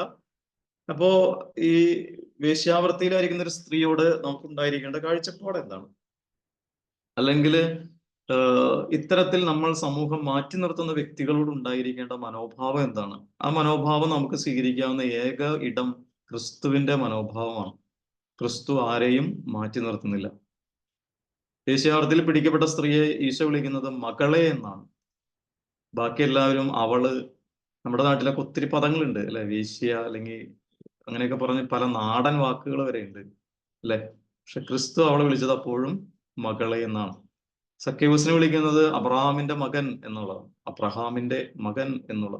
അപ്പൊ ക്രിസ്തുവിന്റെ മനോഭാവമാണ് നമുക്ക് എല്ലാവർക്കും സ്വീകരിക്കാവുന്നത്. ഒരുപക്ഷെ നമ്മളുടെ ഭവനങ്ങളിലാകാം, നമ്മുടെ സമൂഹങ്ങളിലാകാം, എത്രയോ പേരെ നമ്മൾ വിലയിരുത്തുന്നുണ്ട് നിഷേധാത്മകമായിട്ട്, അല്ലെങ്കിൽ ഇതിങ്ങനെയാണ് അങ്ങനെയാണ്. പ്രത്യേകിച്ച് ശുദ്ധിയുടെ പേരിലൊക്കെ നമ്മൾ തിരിച്ചറിയുന്നു. പക്ഷെ നമ്മുടെ കാഴ്ചപ്പാടുകളുടെ വ്യത്യാസം നമ്മുടെ മിനിസ്ട്രിയിൽ നമുക്ക് ഒരുപാട് തുറവി നൽകുന്നതായിരിക്കും. ഓക്കെ, നിങ്ങൾക്ക് ഇനി സംസാരിക്കാവുന്നത് ഇത്തരത്തില് മാറ്റി നിർത്തപ്പെടുന്ന മനുഷ്യരോട് നമുക്ക് എന്തൊക്കെ പ്രതികരണങ്ങളാണ് നടത്താവുന്നത്? പ്രത്യേകിച്ച് നമ്മുടെ സമൂഹത്തിൽ മോശക്കാര്, തൊഴിലിന്റെ പരത്തില് അത്തരത്തിലൊക്കെ ഒരു ഡിസ്ക്രിമിനേഷൻ ഒക്കെ ഉണ്ട് ഇന്നത്തെ സമൂഹത്തില്. അപ്പൊ ഇവരോടൊക്കെ ഈ ക്രിസ്തുവിന്റെ ഒരു മനോഭാവം നമുക്ക് എങ്ങനെ സ്വീകരിക്കാനായിട്ട് സാധിക്കും അല്ലെ? കരുണ, സ്നേഹം, തുറവി. നിങ്ങൾ സംസാരിക്കണം, നമ്മുടെ സമൂഹം ഇപ്പോഴും തുറവിയുള്ള സമൂഹമാണോ? പ്രത്യേകിച്ച് വ്യത്യസ്തതകളെ ഉൾക്കൊള്ളാനായിട്ട് തുറവിയുള്ള ഒരു സമൂഹമാണോ നമ്മുടേത്? വെറുതെ ഒന്ന് ഇത്തിരി താത്വികമായ ഒരു ചോദ്യമൊക്കെയാണ്.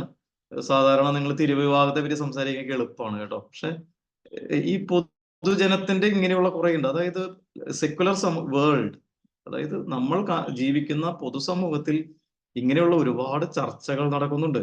നമ്മൾ തീർച്ചയായിട്ടും അവെയർ ആയിരിക്കണം. അതായത് നമ്മളുടെ മനസ്സും തുറവിയുണ്ടോ ഈ പൊതുസമൂഹത്തിന്റെ ഇത്തരം ചിന്താധാരകളോട്? അങ്ങനെ നമുക്ക് കൊടുക്കാവുന്ന ഒരു പ്രതികരണം എന്തായിരിക്കും? പ്രത്യേകിച്ച് ഒരേ സെയിം സെക്സ് മാരേജസ് ഇന്ന് നടക്കുന്നു.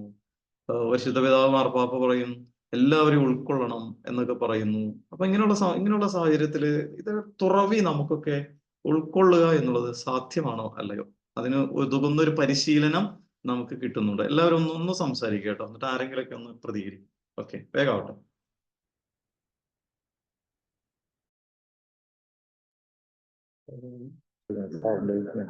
അച്ഛനെ ഞാൻ സംസാരിച്ചോട്ടെ അച്ഛാ? പറഞ്ഞോ. ഇപ്പൊ അച്ഛനിപ്പോ ഇങ്ങനെ ശുദ്ധി അശുദ്ധിയെ കുറിച്ച് പറഞ്ഞ കൂട്ടത്തിൽ ഇപ്പൊ LGBT ഒരു ഗ്രൂപ്പിനെ കുറിച്ചൊക്കെ പറഞ്ഞു. അതുപോലെ തന്നെ നമ്മള് ചിന്തിക്കേണ്ട ഒരു ഗ്രൂപ്പാണെന്ന് എനിക്ക് തോന്നുന്നു നമ്മുടെ സഭയില്.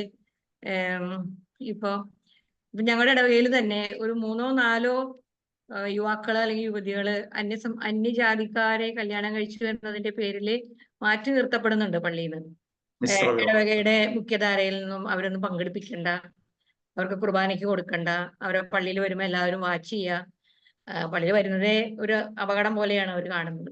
പിന്നെ നമ്മൾ ലവ് ജിഹാദ് എന്നൊക്കെ പറഞ്ഞ് കുറെ പ്രശ്നങ്ങള് എല്ലാ തലത്തിൽ നിന്നും ഉണ്ടാക്കുന്നുണ്ട്. അപ്പൊ അതിനെയൊക്കെ നമ്മൾ എങ്ങനെ വീക്ഷിക്കണം എന്നതിനെ കുറിച്ച് കൂടി അച്ഛനും പറഞ്ഞാൽ ഞങ്ങൾക്ക് ഉപകാരമായിരുന്നു. കാരണം അങ്ങനെയുള്ളവരുടെ ഇടയിൽ നമ്മൾ ചെല്ലുമ്പോ അവരുടെ മാതാപിതാക്കളെയൊക്കെ എങ്ങനെ സമീപിക്കാം? തീർച്ചയായിട്ടും. ഓക്കെ, ഇനി ഞാൻ ഇതിന് ഉത്തരം തരും കേട്ടോ. വേറെ ആർക്കെങ്കിലും ഒക്കെ ഇനി സംസാരിക്കാൻ? ഇതല്ല, ഇപ്പൊ ഇവര് സംസാരിച്ചല്ല, ഞാൻ തന്ന ചോദ്യത്തിന് ഉത്തരങ്ങൾ ആയിട്ട് എന്തെങ്കിലും പറയാൻ പറ്റുമെങ്കിൽ പറഞ്ഞു.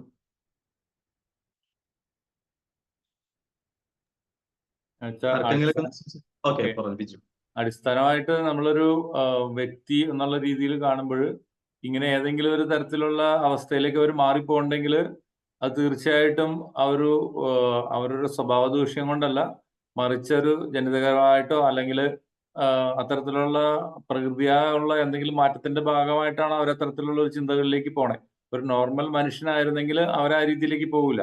അതുകൊണ്ട് തന്നെ അവരുടെ അവസ്ഥ നമ്മൾ മനസ്സിലാക്കത്തക്ക രീതിയിൽ മനസ്സിലായി അതിനെ ബഹുമാനിച്ച് മാറ്റാൻ പറ്റുന്നതാണെങ്കിൽ മാറ്റുക. അതർവൈസ് അവരുടെ ആ അവസ്ഥയെ ബഹുമാനിച്ച് മുന്നോട്ട് പോകണം എന്നുള്ളത് തന്നെയാണ് എൻ്റെ ഒരു അഭിപ്രായം.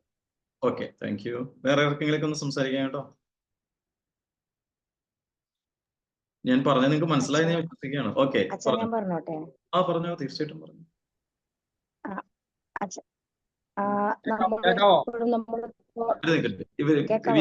വിജി പറയട്ടെ മാത്യു സാറേ. അതായത് ഞാനിപ്പോ കണ്ട 2 ഫാമിലിയില്, അതായത് അവര് മാരീഡ് ആണ്, അവർക്ക് മക്കളുണ്ട്. മക്കളുണ്ടായതിനു ശേഷമാണ് അവര് ഒന്നില്ലെങ്കിൽ ഈ ലെസ്ബിയൻ അല്ലെങ്കിൽ ഗേ എന്ന് അവർ തിരിച്ചറിയുന്നത് എന്ന് പറയുന്നതിൽ വാസ്തവം ഉണ്ട് എന്ന് എനിക്ക് തോന്നുന്നില്ല. അങ്ങനെയാണ് എന്നുണ്ടെങ്കിൽ അവർക്ക് ആ ഒരു ലൈഫ് ഒരു 15-16 വർഷം അവർക്ക് ജീവിക്കാൻ പറ്റില്ലായിരുന്നു. അപ്പോ കുറെ പേര് ഇങ്ങനെ നമ്മൾ അവരെ സപ്പോർട്ട് ചെയ്യുമ്പോൾ കുറെ പേര് അത് മിസ്യൂസ് ചെയ്യുന്നുണ്ട്. അവർക്ക് അതിനുള്ള ഒരു ഫ്രീഡം ആയിട്ട്, ഒരു സ്വാതന്ത്ര്യമായിട്ട് കുറെ പേര് അതിലോട്ട് കടന്നു വരാനുള്ള ഒരു സാധ്യത കൂടി നമ്മൾ മുൻകൂട്ടി കാണേണ്ടതുണ്ട്. ആരാണ് ശരിക്കും നമ്മുടെ ആ ഒരു പരിഗണന അർഹിക്കാനായിട്ട് അർഹതയുള്ളവർ കണ്ടെത്തിയിട്ട് നമ്മൾ അവരെ സപ്പോർട്ട് ചെയ്യുന്നതായിരിക്കും നല്ലത്. നമ്മൾ ഇങ്ങനെയുള്ളവരെ കാണുമ്പോൾ നമ്മൾ മാറ്റി നിർത്താതെ.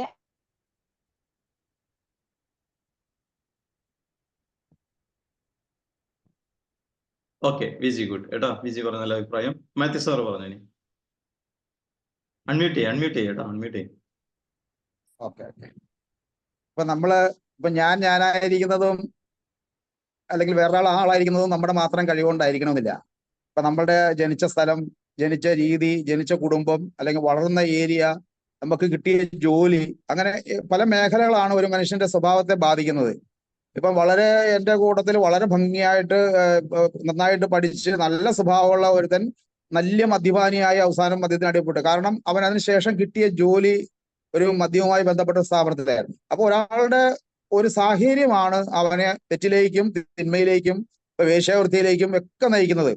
എല്ലാ സൗകര്യങ്ങളും സൗകര്യങ്ങളും ഉണ്ടായിട്ട് പോലും തെറ്റ് ചെയ്യുന്ന മനുഷ്യരുണ്ട്. അവരെ വെച്ച് നോക്കുമ്പോൾ മറ്റവരെക്കാൾ എത്രയോ ബെറ്റർ ആണ് ഇതുപോലെ സാഹചര്യത്തിന് മൂലം തെറ്റ് ചെയ്യുന്നത്. അപ്പം അവരെ നമുക്ക് ആരെയും മാറ്റി, കർത്താവിന്റെ ആ ശുശ്രൂഷ തന്നെയാണ് ഏറ്റവും നമുക്ക് അഡോപ്റ്റ് ചെയ്യേണ്ടത്. കാരണം അവരുടെ തെറ്റല്ലാത്ത ഒരു രീതിയിൽ അവർ അകപ്പെട്ട് പോയി കഴിയുമ്പോൾ അവരെ അതിൽ നിന്ന് മോചിപ്പിക്കാൻ നമുക്ക് പറ്റുന്ന എന്തെങ്കിലും ചെയ്യാൻ സാധിക്കുമെങ്കിൽ ചെയ്യുക എന്നുള്ളതാണ്. അല്ലാതെ അവരെ മാറ്റി നിർത്തുക, പള്ളിയിലാണെങ്കിലും നമ്മുടെ മുഖ്യധാരകളിലാണെങ്കിലും ഒരിടത്തു നിന്ന് അവരെ മാറ്റി നിർത്താതെ അവരെ കൂടെ നിർത്തി അവരുടെ ജീവിതത്തിൽ അവർക്കുണ്ടായിട്ടുള്ള എന്ത് പ്രശ്നങ്ങളാണത് മനസ്സിലാക്കിക്കൊണ്ട് അതിൽ നിന്ന് തിരിച്ചു കൊണ്ടുവരാൻ, നല്ലതായ രീതിയിലേക്ക് കൊണ്ടുവരാൻ സാധിക്കുകയാണെങ്കിൽ അതായിരിക്കും നമ്മുടെ ഒരു നല്ലൊരു പ്രവൃത്തി എന്നാണ് ഞാൻ മനസ്സിലാക്കുന്നത്. കാരണം ആരുടെയും തെറ്റല്ല ആ രീതിയിലായിപ്പോയത്. അവരങ്ങനെ സാഹചര്യവും സമൂഹവും സമ്പത്ത് എന്തും ആയിക്കോട്ടെ ആ രീതിയിൽ അവർക്ക് ആയിപ്പോയതിൽ അവർക്ക് തന്നെ ദുഃഖം ഉണ്ടാകും. പക്ഷെ അവർക്ക് അതിൽ നിന്ന് എല്ലാവരും ഇങ്ങനെ അവഗണിച്ച് മാറ്റി നിർത്തി കഴിഞ്ഞാൽ ഒരിക്കലും അവർക്ക് അതിൽ നിന്ന് മുന്നേറാൻ പറ്റില്ല. അപ്പൊ അവരെ അവഗണിച്ച് മാറ്റി നിർത്താതെ തന്നെ അവരെ കൂട്ടത്തിൽ നിർത്തി അവരുടെ തെറ്റുകൾ നമുക്ക് പറ്റുമെങ്കിലും മനസ്സിലാക്കി കൊടുത്തുകൊണ്ട് അവരെ തിരിച്ച് നല്ല രീതിയിലേക്ക് കൊണ്ടുവരാൻ ശ്രമിക്കുക എന്നുള്ളതായിരിക്കാം MCC ദമ്പതികളുടെ ഒരു കർത്തവ്യത്തിന്റെ ഒരു ഭാഗം. Thank you sir. ഓക്കെ, വേറെ ആരെങ്കിലും ഉണ്ടോ? ഞാൻ പറഞ്ഞോട്ടെ. നിങ്ങൾ പറഞ്ഞു, ധൈര്യമായിട്ട് പറഞ്ഞു. അത് ഇവരെ കൂടി ചേർക്കുന്നത് പോലെ തന്നെ ഒരു പ്രധാനപ്പെട്ട പലപ്പോഴും കണ്ടുവന്നിരിക്കുന്ന ഒരു കാര്യമാണ്. നമ്മളിങ്ങനെ കുറച്ചു പേർക്ക് കൂടി സംസാരിക്കുന്ന സമയങ്ങളിലൊക്കെ ഇങ്ങനെയുള്ള വ്യക്തികളെ കുറിച്ച് പറഞ്ഞ് അവർ വളരെ മോശമായിട്ടുള്ള കാര്യങ്ങളൊക്കെ ഇങ്ങനെ പറയുമ്പോൾ അവരെ കൂടി ഒന്ന് ബോധവൽക്കരിക്കാനായിട്ടുള്ള ഒരു ശ്രമം കൂടി നടത്തണം എന്നുള്ളത് ഞാൻ പലപ്പോഴും ചെയ്യാറുള്ളതാണ്. അത് അപ്പൊ അതൊരു നല്ല കാര്യമായിരിക്കുന്നു. ആ ഒരു സമൂഹത്തിലേക്ക് ഇങ്ങനെയുള്ളവർ ഒറ്റപ്പെടുത്തുമ്പോൾ അവർക്ക് കൂടി കുറച്ച് ഇവർ കൂടെ നിർത്താനായിട്ടുള്ള ഒരു ഇത് അവർക്ക് കൂടി കൊടുക്കാനായിട്ട് സാധിക്കുകയാണെങ്കിൽ. Okay, thank you. എല്ലാവരും കഴിഞ്ഞെന്ന് വിശ്വസിക്കുകയാണ്. നല്ലൊരു ചർച്ചയാണ്.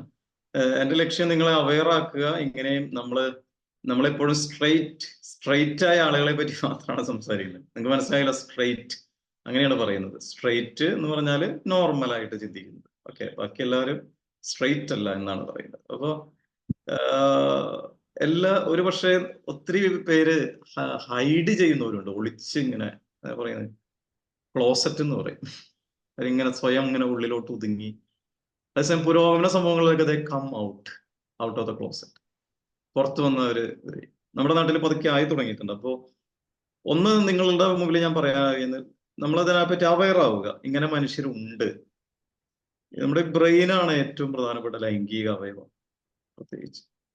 അപ്പൊ ഒരുപക്ഷെ ഒരുവനെ പുരുഷൻ എന്നോ സ്ത്രീ എന്നോ അടയാളപ്പെടുത്താൻ പറ്റും. പക്ഷെ ആഭിമുഖ്യങ്ങൾ എന്നുള്ളത് നെർച്ചറിന്റെ ഭാഗമാണ്, ചിലപ്പോൾ നേച്ചറിന്റെ ഭാഗം. നേച്ചർ എന്ന് പറഞ്ഞാൽ ജന്മസിദ്ധം, നെർച്ചർ എന്ന് പറഞ്ഞാൽ വളർന്നു വന്ന സാഹചര്യം. ഓക്കെ, ചിലപ്പോൾ രണ്ടും കൂടിയതായിരിക്കാം. അപ്പോ നമ്മളുടേത് ഒന്നാമത്തെ നമ്മുടെ ഒരു ആറ്റിറ്റ്യൂഡാണ്. ആറ്റിറ്റ്യൂഡ് എന്ന് പറഞ്ഞത് നമുക്ക് സ്വീകരിക്കുന്ന ആറ്റിറ്റ്യൂഡ് എപ്പോഴും ക്രിസ്തുവിൻ്റെതാണ് കേട്ടോ. അവരോട് തുറവി കാണിക്കുക, കരുണ കാണിക്കുക, അവരെ ചേർത്ത് പിടിക്കുക. ക്രിസ്തുവിന്റെ മറ്റൊരു ആറ്റിറ്റ്യൂഡാണ് പാപത്തെ വെറുക്കുന്നു, പാപിയെ സ്നേഹിക്കുന്നു. അപ്പോൾ ഇവിടെ എന്താണ് ചെയ്യേണ്ടത്? അവർ ചെയ്യുന്ന പ്രവർത്തികളിൽ എന്തുണ്ട്? തിന്മയുണ്ട്. അതേസമയം വ്യക്തിയിൽ ഒരുപക്ഷെ നിഷ്കളങ്കതയും സാഹചര്യങ്ങളുടെ സമ്മർദ്ദമൊക്കെ ഉണ്ടാവും. അതിനെ ഒന്ന് തിരിച്ചറിയാൻ സാധിക്കും. സോഷ്യൽ ഓസ്ട്രൈസേഷൻ എന്ന് പറയും. എന്നുവെച്ചാല് സാമൂഹ്യപരമായിട്ട് അവരെ വിച്ഛേദിച്ചിരിക്കുകയാണ്. അപ്പൊ അതിന്റെ ഒരു കയ്പും കണ്ണുനീരും പ്രതിരോധവും പ്രതിഷേധവും ഒക്കെ അവരുടെ പ്രവൃത്തികൾ ഉണ്ടാവും. നിങ്ങൾ ട്രാൻസ്ജെൻഡേഴ്സിന്റെ അടുത്തൊക്കെ പോയി നോക്കി, അവരുടെയൊക്കെ കഥകൾ കേട്ടു നോക്കി, ഭീകരമായിട്ട് അവർ സംസാരിക്കും. സമൂഹത്തോട് മുഴുവൻ ദേഷ്യമായിരിക്കും. കാരണം ഞങ്ങൾ അത്രമാത്രം അവഹേളിക്കുന്നു. കുഞ്ഞുനാൾ മുതൽ കളിയാക്കലുകൾ സ്വീകരിക്കുന്നു, പല പേരുകൾ വിളിക്കുന്നു, അല്ലെ? അപ്പൊ സ്വാഭാവികമായിട്ട് ഒരു മനുഷ്യൻ സഹിക്കുന്നതിനപ്പുറം സഹിക്കുന്നുണ്ട്. അപ്പോൾ അവരുടെ പ്രതികരണവും പ്രതിഷേധവും ഒക്കെയാണ് ഒരുപക്ഷെ സമൂഹം വരച്ചിരിക്കുന്ന വരകൾക്ക് അപ്പുറത്തേക്ക് അവർ പോകുന്നത്.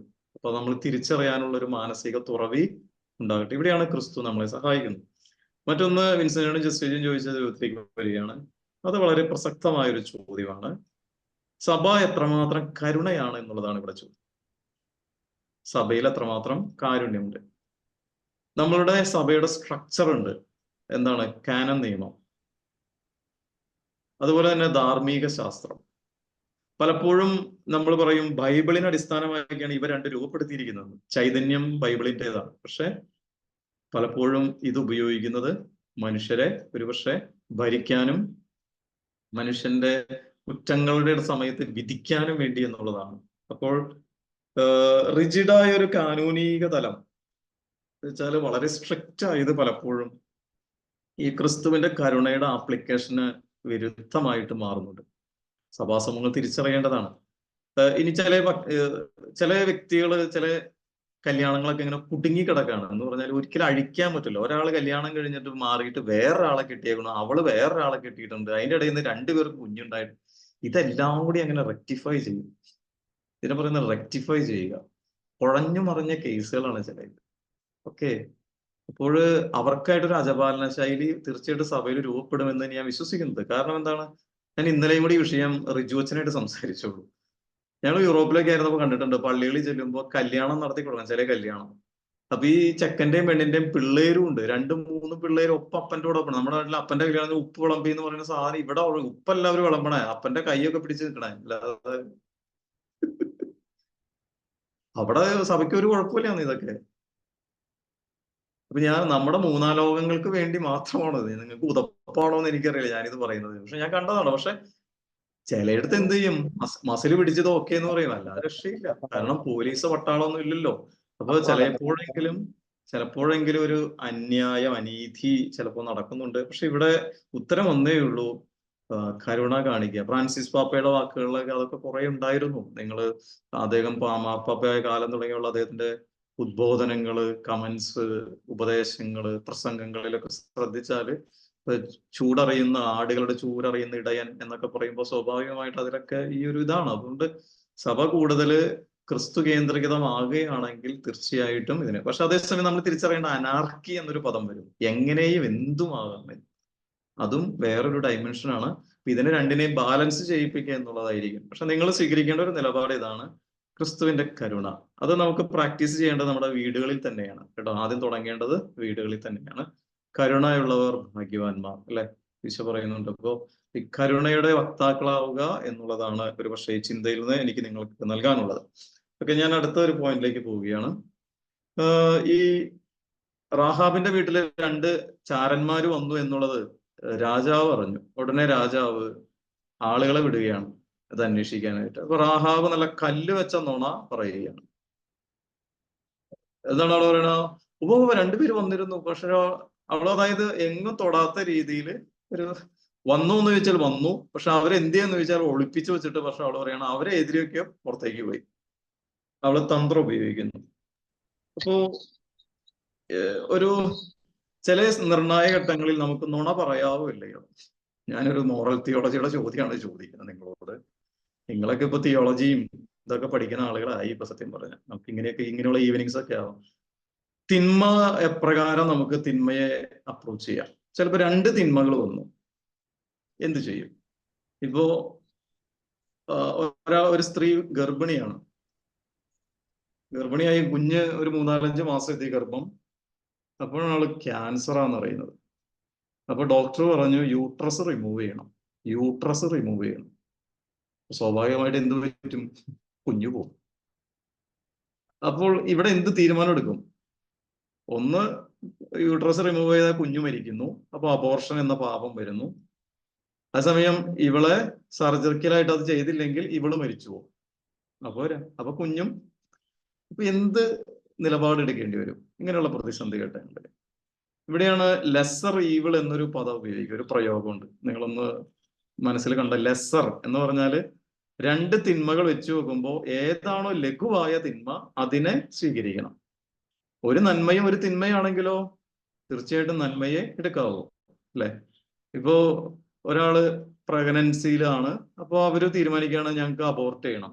അപ്പൊ അതിനകത്ത് തിന്മയേ ഉള്ളൂ അബോർഷൻ എന്ന് പറഞ്ഞത്. പക്ഷെ ഞാൻ നേരത്തെ പറഞ്ഞ കേസിൽ രണ്ടിലും തിന്മയുടെ തലമുണ്ട്, അല്ലെ? അമ്മയും മരിക്കാം, അബോർഷന്റെ തിന്മയും വരുന്നു. അപ്പോൾ അവിടെയാണ് നമ്മൾ ഒരു പക്ഷെ ലെസർ ഈവിൾ എന്ന് പറഞ്ഞ ഒരു തിയറി ഉപയോഗിക്കേണ്ടത്, അപ്ലൈ ചെയ്യേണ്ടത്. എന്താണ്? അതായത് ഏറ്റവും ലഘുവായ തിന്മ ഏതാണോ അത് ഉപയോഗിക്കുക. ഇപ്പൊ നേരത്തെ പറഞ്ഞ പ്രഗ്നൻസി കേസ് നോക്കുക. ഈ അമ്മയെ സർജറി ചെയ്തില്ലെങ്കിൽ എന്ത് പറ്റും? അമ്മ മരിക്കും. അപ്പൊ ഈ കുഞ്ഞ് ഗർഭം അതോടുകൂടി തീരും. അപ്പൊ രണ്ടും നശിച്ചു പോകും ചെയ്തില്ലെങ്കിൽ. അതിന് പകരം എന്ത് ചെയ്യുക? അമ്മയെ രക്ഷിക്കുക, അമ്മയെങ്കിലും രക്ഷപ്പെടട്ടെ. ഇങ്ങനെ ചിന്തിക്കുന്നുണ്ട്. സാഹചര്യം അനുസരിച്ച് ഇത് അപ്ലൈ ചെയ്യേണ്ടതാണ്. ഓക്കെ. അപ്പോൾ ഇവിടെ ഈ റാഹാബ് അത്തരത്തിൽ നുണ പറയുന്നുണ്ട്. പക്ഷെ അവള് ആത്യന്തികമായിട്ട് നന്മ ഉണ്ടാകണം എന്നാണ് ഉദ്ദേശിക്കുന്നത്. അതായത് യഹോവയിൽ അവൾ വിശ്വസിക്കുന്നു. അപ്പോൾ യഹോവയുടെ പദ്ധതികൾ ഇവിടെ നിറവേറ്റപ്പെടണം.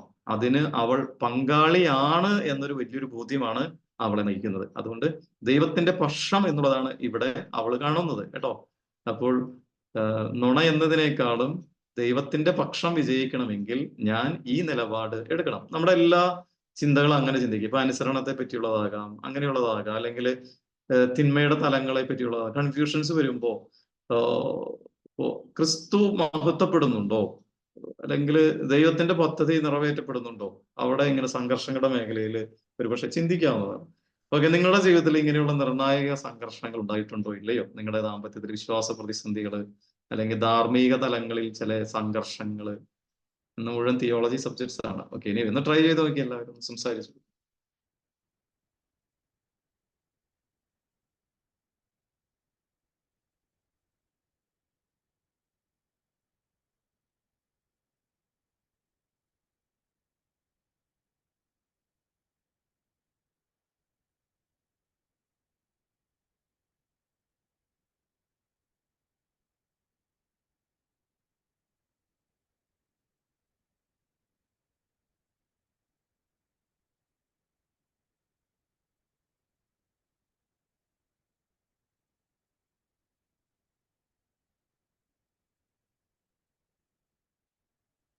ഓക്കെ. ആരെങ്കിലും ഉണ്ടെങ്കിൽ സംസാരിച്ചോ. അച്ഛാ, എന്റെ ജീവിതത്തില് അങ്ങനെ ഒരു സംഭവം ഉണ്ടായിട്ടുണ്ട്. എന്ന് വെച്ചിട്ടുണ്ടെങ്കിൽ അവിടെ സർജറി കഴിഞ്ഞ ഒരു കുഞ്ഞിന്റെ ഫാദറും മദറും ആണ്. അവരപ്പോ എപ്പോഴും കോണ്ടാക്ട് ചെയ്യുമായിരുന്നു എന്നെ. ഒരു ദിവസം അവരെന്നെ ഫോണിൽ കൂടി വിളിച്ചിട്ട് പറഞ്ഞു അറിയാതെ അവര് വീണ്ടും കൺസീവ് ആയിന്ന് പറഞ്ഞു. അപ്പൊ അവര് വിളിച്ചതിന്റെ ഉദ്ദേശം എന്ന് വെച്ചിട്ടുണ്ടെങ്കിൽ എവിടെയാണ് ഞങ്ങൾക്കൊന്ന് അബോർഷന് പോകാൻ പറ്റിയ സ്ഥലം ഏതാന്നുള്ള രീതിയിൽ, അങ്ങനെയുള്ള സ്ഥലങ്ങൾ ഏതെങ്കിലും ഉണ്ടോ, എറണാകുളം തൃശ്ശൂർക്കാരാണ് എന്ന് ചോദിച്ചാണ് വിളിച്ചത്. അപ്പൊ ഞാൻ പറഞ്ഞു നിങ്ങളൊന്ന് നേരിട്ട് വരാൻ പറഞ്ഞു. അവര് വന്ന് ഞാൻ എന്റെ കഴിവിന്റെ പരമാവധി ഞാൻ അവരെ മനസ്സിലാക്കി കൊടുക്കാൻ നോക്കി. അതിലുള്ള ആ നന്മ തിരിച്ചറിയാനായിട്ട് കുറേയേറെ ശ്രമിച്ചു. അവരോട് അവിടെ നിന്ന് പോയി കഴിഞ്ഞപ്പോൾ അവര് ഓക്കെ, ഞങ്ങൾ അബോർഷൻ ചെയ്യില്ല എന്നുള്ള തീരുമാനത്തിലാണ് പോയത്. പക്ഷെ അതിനുശേഷം അറിയില്ല, വീട്ടിൽ ചെന്നിട്ട് വീട്ടിലെ സാഹചര്യങ്ങളാണെന്നാ പറയുന്നത്. അവര് ഇത് ഫാദർ ഇല്ലോയും മദർ ഇല്ലോ അങ്ങനെ കുറെ പ്രഷേഴ്സ് വന്നു. ഈ കുഞ്ഞിന് സുഖമില്ലാത്തൊരു കുഞ്ഞായതുകൊണ്ട് അങ്ങനെയുള്ള കുറെ പ്രഷേഴ്സ് വന്നു കഴിഞ്ഞപ്പോൾ അവര് വേറെ എവിടെയോ പോയി അബോർട്ട് ചെയ്തു. അത് പക്ഷെ ഒത്തിരി വിഷമം തോന്നിയിരുന്നു. അവരെ ഒത്തിരി കാര്യങ്ങൾ നന്മ കുറെ പറഞ്ഞു കൊടുത്തെങ്കിലും അവർക്ക് പക്ഷെ ആ ഒരു വീട്ടിലെ സാഹചര്യങ്ങൾ കൊണ്ട് വീണ്ടും അവർക്ക് അത് അബോർഷൻ ചെയ്യേണ്ടതായിട്ട് വന്നു. അതിലൊരു വിഷമം തോന്നി. അങ്ങനെ ഒരു ശരിക്കും പറഞ്ഞ മാനസിക സംഘർഷം ആ സമയത്ത് നന്നായിട്ടുണ്ടായിരുന്നു. ശരി. ഓക്കെ. വേറെ ആരെങ്കിലും ഉണ്ടോ ഇതുപോലെ? അബോർഷൻ മാത്രമല്ല കേട്ടോ ഞാൻ പറയുന്നത്, നിങ്ങളെ മറ്റു കാര്യങ്ങളൊക്കെയാണ് അതുപോലെ തന്നെ സമാനമായ തലങ്ങൾ. നിങ്ങളൊക്കെ ഭക്ഷണം കഴിച്ചിരിക്കുകയാണോ, അതെയോ ആ സമയത്താണ് ഞാനിത് പറയണേ?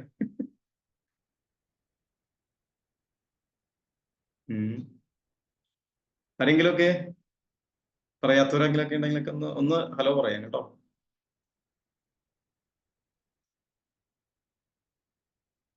ആരുമില്ല?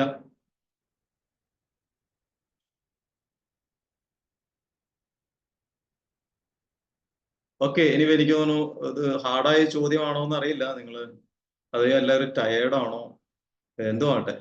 ഏതായാലും നമ്മൾ ഞാൻ നിങ്ങളുടെ മനസ്സിലേക്ക് ഈ ഒരു ചിന്ത നൽകിയിട്ടുണ്ട്, ലെസർ ഈവിൾ എന്നുള്ളത് കേട്ടോ. നമ്മൾ ഇങ്ങനെയുള്ള സെഷൻസ് ഒരു പ്രബോധനത്തിന്റെ തലവും കൂടിയാണ്. അല്ലാതെ വെറുതെ ഏത് നേരവും നമ്മൾ കുറെ കുഞ്ഞു കാര്യങ്ങൾ മാത്രമല്ല.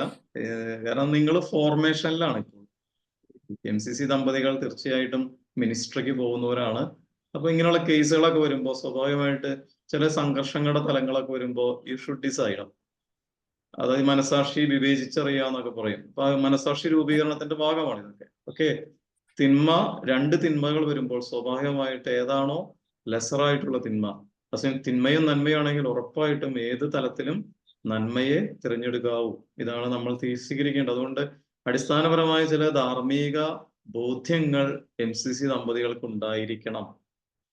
നമ്മൾ തിരുവിവാഹം ജീവിക്കുന്നു, തീർച്ചയായിട്ടും നല്ലതാണ്. ഒപ്പം തന്നെ ഈ ധാർമ്മിക തലങ്ങളിൽ ചില തീരുമാനങ്ങൾ എടുക്കാനും കൂടി നിങ്ങളുടെ മനസാക്ഷിയെ നിങ്ങൾ പ്രാപ്തരാക്കുക. അവസാനമായിട്ട് എനിക്ക് പറയാനുള്ളത് ഈ റാഹാബിന്റെ അടുത്ത ഭാഗം വരുന്നത്, അവൾ എന്തുകൊണ്ടാണ് ഈ ചാരന്മാരെ സ്വന്തം ഗ്രഹത്തിൽ റിസ്ക് എടുത്ത് സ്വീകരിക്കുന്നത്? അവൾ പിടിക്കപ്പെട്ടേക്കാം, പിടിക്കപ്പെട്ടാൽ അവൾ വധിക്കപ്പെടാം, നിസ്സഹായ ഒരു സ്ത്രീയാണ്. പക്ഷെ എന്നിട്ട് റിസ്ക് എടുത്ത് അവള് ഈ 2 ജോഷുവയുടെ ചാരന്മാരെ അവളുടെ ഭവനത്തിൽ ഒളിപ്പിക്കുന്നു. വൈ? അത് അവളുടെ ദൈവാനുഭവമാണ്, യഹോവയെ പറ്റിയുള്ള കാഴ്ചപ്പാടാണ്. പിന്നീട് വരുന്ന വാചകങ്ങൾ ഇങ്ങനെ പറയുന്നുണ്ട്, അതായത് കർത്താവ് ഈ ദേശം നിങ്ങൾക്ക് തന്നിരിക്കുന്നു എന്ന് ഞാൻ അറിയുന്നു. ഒരു വേശ്യയായ ഒരു സ്ത്രീയാണ് പറയുന്നത്. അവൾക്ക് എങ്ങനെ ദൈവത്തിന്റെ പത്ത് തിരിച്ചറിയാൻ പറ്റി? അല്ലെ? അതായത് എല്ലാ മനുഷ്യരുടെ ഹൃദയങ്ങളിലും മനസ്സാക്ഷിയിലും ദൈവത്തിന്റെ സ്വരം ശ്രവിക്കുന്നുണ്ട്. നിങ്ങൾ കരുതരുത് ലോഹിട്ടിരിക്കുന്ന എനിക്ക് മാത്രമേ ദൈവിക സ്വരം കേൾക്കാൻ പറ്റുള്ളൂ. അങ്ങനെയല്ല, ബാലനായ സാമുവലിനെ കേൾക്കാൻ പറ്റും. അല്ലെ? അപ്പൊ ദൈവസ്വരം കേൾക്കാനായിട്ട് പറ്റും. അത് ദൈവത്തിന്റെ ഒരു പ്രത്യേക വിളി കൂടിയാണ്. അതിനർത്ഥം ഇവിടെ റാഹാബിനെ ദൈവം വിളിച്ചിരിക്കുന്നു. സാമുവലിനെ വിളിച്ച പോലെ, പ്രവാചകന്മാരെ വിളിച്ച പോലെ. അവളുടെ തൊഴിലിടമല്ല ദൈവം പരിഗണിക്കുന്നത്, നീ ഏത് തൊഴിൽ ചെയ്തു എന്നുള്ളതല്ല, നിന്റെ സാധ്യതകളാണ്. ഇനിയും നിന്നില് ഒരു വലിയ സാധ്യതയുണ്ട്. ആ സാധ്യതയാണ് അവൾ അതുകൊണ്ട് തിരിച്ചറിയുകയാണ്, കർത്താവ് ഈ ദേശം നിങ്ങൾക്ക് തന്നിരിക്കുന്നു എന്ന് ഞാൻ അറിയുന്നു. നിങ്ങൾ ഞങ്ങളെ ഭയചിതരാക്കുന്നു, നിങ്ങളെ കുറിച്ചുള്ള ഭീതി നാട് മുഴുവൻ നിറഞ്ഞിരിക്കുന്നു. ഇനി ഇവരുടെ ചരിത്രം മുഴുവൻ ഇവിടെ പറയുകയാണ്. നിങ്ങൾ ഈജിപ്തിൽ നിന്ന് പോന്നപ്പോൾ കർത്താവ് നിങ്ങൾക്ക് വേണ്ടി ചെങ്കടലിലെ വെള്ളം വറ്റിച്ചു, ജോർദാനക്കര സീഹോൻ എന്ന അമോര്യ രാജാക്കന്മാരെ നിങ്ങൾ നിർമൂല്യമാക്കി. കണ്ടോ? അതായത് ദൈവം ഇവർക്ക് വേണ്ടി ചെയ്തതെല്ലാം ഈ നാട്ടിൽ പാട്ടാണ്. അപ്പോൾ അവരുടെ മനസ്സിലേക്ക് കയറിപ്പറ്റിയത് യഹോവ എന്നൊരു സൂപ്പർ പവറിനെ പറ്റിയാണ്. അവരുടെ ദൈവങ്ങളൊന്നും അവന്റെ മുമ്പിൽ ഒന്നുമല്ല. ബാലും അതുപോലെ തന്നെ ഗേഗും അതുപോലുള്ള ഒന്നുമല്ല എന്നുള്ളതാക്കി മാറ്റി. അപ്പോൾ സത്യത്തിൽ ഈ സ്ത്രീയുടെ മനസ്സിൽ കിടക്കുന്ന ഒരു സങ്കല്പം, ഓരോ രാജ്യത്തിനും അല്ലെങ്കിൽ പ്രദേശത്തിനും അതിൻ്റെതായ സ്വന്തം ദൈവമുണ്ട് എന്നുള്ളതാണ്. അവർക്ക് അങ്ങനെയായിരുന്നു. ജെറീക്കക്കാർക്ക് അവരുടെ ദൈവം, ഇസ്രായേൽക്കാർക്ക് അവരുടെ ദൈവം. അപ്പോൾ മനുഷ്യരുടെ യുദ്ധങ്ങളൊക്കെ ആര് തമ്മിലുള്ള യുദ്ധങ്ങളാണ്? ദൈവങ്ങൾ തമ്മിലുള്ള യുദ്ധമാണ്. അപ്പൊ ഇസ്രായേൽക്കാർ ജയിക്കുകയാണെങ്കിൽ യഹോവ ജയിച്ചു, കാനാൻകാർ ജയിക്കുകയാണെങ്കിൽ ബാൽ ദൈവം ജയിച്ചു. നിങ്ങൾ രാജാക്കന്മാരുടെ പുസ്തകം 17 മുതൽ നിങ്ങൾ കാണുന്നില്ലേ? ഏലിയ പ്രവാചകനും ബാലിന്റെ പുരോഹിതന്മാരും തമ്മിലുള്ള വാക്ക് തർക്കം, ഡിബേറ്റ്, പന്തയമാണ്. ഏത് ആരുടെ ദൈവമാണ് ജയിക്കുന്നത്? അപ്പൊ ദൈവങ്ങളാണ് സത്യത്തിൽ യുദ്ധം ചെയ്യുന്നതും ദൈവങ്ങളാണ് ജയിക്കുന്നതും. അപ്പോൾ ഇസ്രായേല് പരാജയപ്പെട്ടപ്പോ അതായത് ബാബിലോൺകാരെ പിടിച്ചുകൊണ്ട് പോയപ്പോ, പ്രവാസത്തിലേക്ക് കൊണ്ടുപോയപ്പോ മറ്റുള്ളവരൊക്കെ പറഞ്ഞു ഇസ്രായേലിന്റെ ദൈവം അശക്തനാണ്, അല്ലെങ്കിൽ അവർ തോപ്പിക്കപ്പെടുമായിരുന്നു. അപ്പോ യഹോവ വിക്ടോറിയസ്, ഗ്ലോറിയസ്, പവർഫുൾ എന്നുള്ള ഒരു തലമാണ് ഇവിടെ ഇവള് സാക്ഷ്യപ്പെടുത്തുന്നത്. സർവോപരി അവൾ അവനിൽ വിശ്വസിക്കുകയാണ്. നമുക്കെല്ലാവർക്കും ഇതുപോലെ ദൈവത്തെ പറ്റി ഒരു സങ്കല്പമൊക്കെ ഉണ്ടാകാം, അല്ലെ? അത്ഭുതങ്ങൾ കണ്ടിട്ട്, ക്രിസ്തു അത്ഭുതങ്ങൾ ചെയ്തപ്പോൾ ഓടിക്കൂടുന്ന ജനമുണ്ട്. ഈ ഗാഗുൽത്തായിലേക്ക് കുരിശിന് മേന്തി പോകുന്ന ക്രിസ്തുവിനോട് ഇതിനെപ്പറ്റി വിവരിക്കുമ്പോൾ കുരിശിന്റെ വഴിയിൽ നമ്മൾ പറയുന്നുണ്ട്, ഇന്നലെ തലേ ദിവസം വരെ അവന്റെ അത്ഭുത പ്രവർത്തിയിൽ കണ്ടവരെവിടെ? അല്ലെ? അവൻ കാഴ്ച കൊടുത്ത അന്ധനെവിടെ? കേൾവി കൊടുത്തവരെവിടെ? മുടന്തരെവിടെ? ഉയർപ്പിച്ചവരെവിടെ? അന്നം മൂട്ടിയ ജനം എവിടെ? പ്രബോധനം കേട്ട് മാനസാന്തരത്തിലേക്ക് വന്ന ജനം എവിടെ? അവരൊന്നും ഇല്ല, കൂടെയില്ല, അല്ലെ? അപ്പോൾ അത്ഭുതങ്ങൾ കണ്ടിട്ട് ദൈവത്തെ അന്വേഷിക്കുന്നവരുണ്ട്. നമ്മൾ ചില നവീകരണ പ്രസ്ഥാനങ്ങൾ ഇപ്പോൾ തുടങ്ങി, അവരുടെയൊക്കെ ചാനൽസ് ഒക്കെ തുറന്നു നോക്കിക്കുക, അത്ഭുതങ്ങളെ പറ്റിയാണ് പ്രഘോഷിക്കുന്നത്. അത്ഭുതങ്ങൾ. നിങ്ങളിപ്പോ നോക്കിക്കോ, ഈ കാലഘട്ടത്തിലെ ന്യൂജൻ ആത്മീയത മുഴുവൻ പ്രോസ്പെരിറ്റിയുടെ സുവിശേഷമാണ്. സമൃദ്ധി എവിടെയുണ്ടോ അവിടെ ദൈവം ഉണ്ടെന്നാണ് പറയുന്നത്. അതേസമയം ബൈബിളിലെ ക്രിസ്തുവിന്റെ സുവിശേഷം സഹനങ്ങളിലൂടെയും ദൈവാനുഭവത്തിലേക്ക് വരാം, അതാണ് പറയുന്നത്. അപ്പോ ഈ ഒരു സങ്കല്പം നിങ്ങളുടെയൊക്കെ മനസ്സിലുണ്ടോ എന്നൊന്ന് വിലയിരുത്തുക. അത് കഴിഞ്ഞ് 15 മുതൽ നമ്മൾ കാണുന്നത്, ഈ പട്ടാളക്കാരൊക്കെ പോയി കഴിഞ്ഞപ്പോ ഇവള് രഹസ്യത്തിൽ ഇവരെ രണ്ടുപേരെയും പുറത്തിറക്കി വിടുകയാണ്. എന്നിട്ട് അവര് തമ്മിൽ ശപഥം ചെയ്യുന്നുണ്ട്, മറ്റെല്ലാവരെയും നശിപ്പിക്കും, പക്ഷെ ഈ വീടിനെ മാത്രം നശിപ്പിക്കില്ല. അതുകൊണ്ടൊരു ചുവന്ന കയറ് അല്ലെങ്കിൽ ചരട് ജനാലയിൽ കെട്ടിവെക്കുക. പഴയത്തിൽ പലപ്പോഴും കാണാം അടയാളങ്ങൾ, കട്ടിളപ്പടിയിൽ രക്തം പുരട്ടുക, അടയാളങ്ങൾ കാണാം. ഇനി നിങ്ങൾക്ക് കണ്ടുപിടിക്കാം കേട്ടോ, ഇതേപോലെ അടയാളങ്ങൾ വെക്കുന്നത്. 2 വയസ്സിൽ താഴെയുള്ള കുഞ്ഞുങ്ങളെ 2 വയസ്സ് അടയാളമാണ്. ഒത്തിരി സിമ്പിൾസ് കൊടുക്കും, സയൻസ് കൊടുക്കും, അടയാളങ്ങൾ. അപ്പോ ആ ഒരു റെഡ് സ്കാർലറ്റ് ആണ് ഒരു വേശ്യയുടെ ഭവനം, അത് റെഡ് സ്ട്രീറ്റ് എന്നാണ് പറയുന്നത്. പക്ഷെ അവിടെ തന്നെ എത്ര മഹോന്നതമാണ്, റാഡിക്കലാണ്. ഞാൻ റിവേഴ്സൽ എന്ന് പറയും. ഒരു വിശുദ്ധ ഭവനത്തിന്റെ മുമ്പിലല്ല അടയാളം വെച്ചിരിക്കുന്നത്, മറിച്ച് ഒരു വേശ്യയുടെ ഭവനത്തിലാണ് ദൈവം കടന്നുപോയതിന്റെ അടയാളം വെച്ചിരിക്കുന്നത്.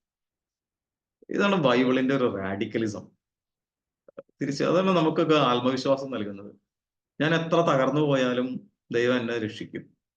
നിങ്ങൾ ഏറ്റെടുക്കേണ്ട വലിയൊരു സാധനം ഇതാണ്. ലാസ്റ്റ് മൊമെന്റ് ആയാലും അവൻ വരും, എന്നെ രക്ഷിക്കും. ഇത് ബൈബിൾ തരുന്ന ഒരു അഷുറൻസ് ആണ്. അതുകൊണ്ട് നിനക്ക് ലാസ്റ്റ് നിമിഷമെങ്കിലും മാനസാന്തരപ്പെടാൻ പറ്റുമോ എന്നുള്ളതാണ് ചോദ്യം. എപ്പോഴും എന്നോടൊക്കെ ചോദിക്കുന്നത്, നിങ്ങളോട് ഓരോരുത്തരും ചോദിക്കുന്നത്. നീ എന്താണോ എന്നുള്ളതൊന്നും എനിക്ക് വിഷയമല്ല. But what you will be, നീ എന്തായി തീരും എന്നുള്ളതാണ് എൻ്റെ ആകുലത. അതാണ് ക്രിസ്തുവിന്റെ ആകുലത. നീ എന്തായി തീരും, എന്താണ് എന്നുള്ളതല്ല, നീ എന്തായി തീരും. അപ്പോൾ എന്നിട്ട് ഇവര് ശപഥം ചെയ്യുകയാണ് രണ്ടുപേരും. നിങ്ങൾ ഈ വേശ്യയുടെ ഒരു ധാർമ്മികത ചിന്തിച്ചു നോക്കിയേ. അവള് ശപഥം ചെയ്യുകയാണ്, ദൈവത്തിൽ വിശ്വസിക്കുകയാണ്. ഈ ശപഥം എന്താണ്? അത് ഞാൻ ശപഥം ചെയ്ത വാഗ്ദാനം ഞാൻ പാലിക്കും. അവൾ ഒറ്റ കൊടുക്കാനല്ല ശ്രമിക്കുന്നത്. നമ്മൾ ചിന്തിക്കുന്നുണ്ടോ ഒരു വേശ്യയുടെ ധാർമ്മികത ഭയങ്കര മോശമായിരിക്കും. പക്ഷെ ബൈബിള് കാണിക്കുന്നുണ്ടോ അവളുടെ ഉഗ്ര ശപഥമാണ് എടുക്കുന്നത്, അല്ലെ? നമ്മളൊക്കെ ബെറ്റ് വെക്കുന്നുണ്ടല്ലോ, ഒത്തിരി ബെറ്റ് വെക്കുന്നവരല്ലേ, കണ്ടതിനൊക്കെ ബെറ്റ് വെക്കും. ഇലക്ഷന് സുരേഷ് ഗോപി ജയിക്കുകയാണെങ്കിൽ എന്റെ കാർ അങ്ങോട്ട് തന്നേക്കാന്ന് പോലും ഒരുത്തം ബെറ്റ് വെച്ചു, കാറ് പോയി. നമ്മൾ എന്തോരം ബെറ്റുകളാണ് വയ്ക്കുന്നത്, അല്ലെ? വെറുതെ മനക്കണക്ക് കൂട്ടുന്നവരുണ്ട്.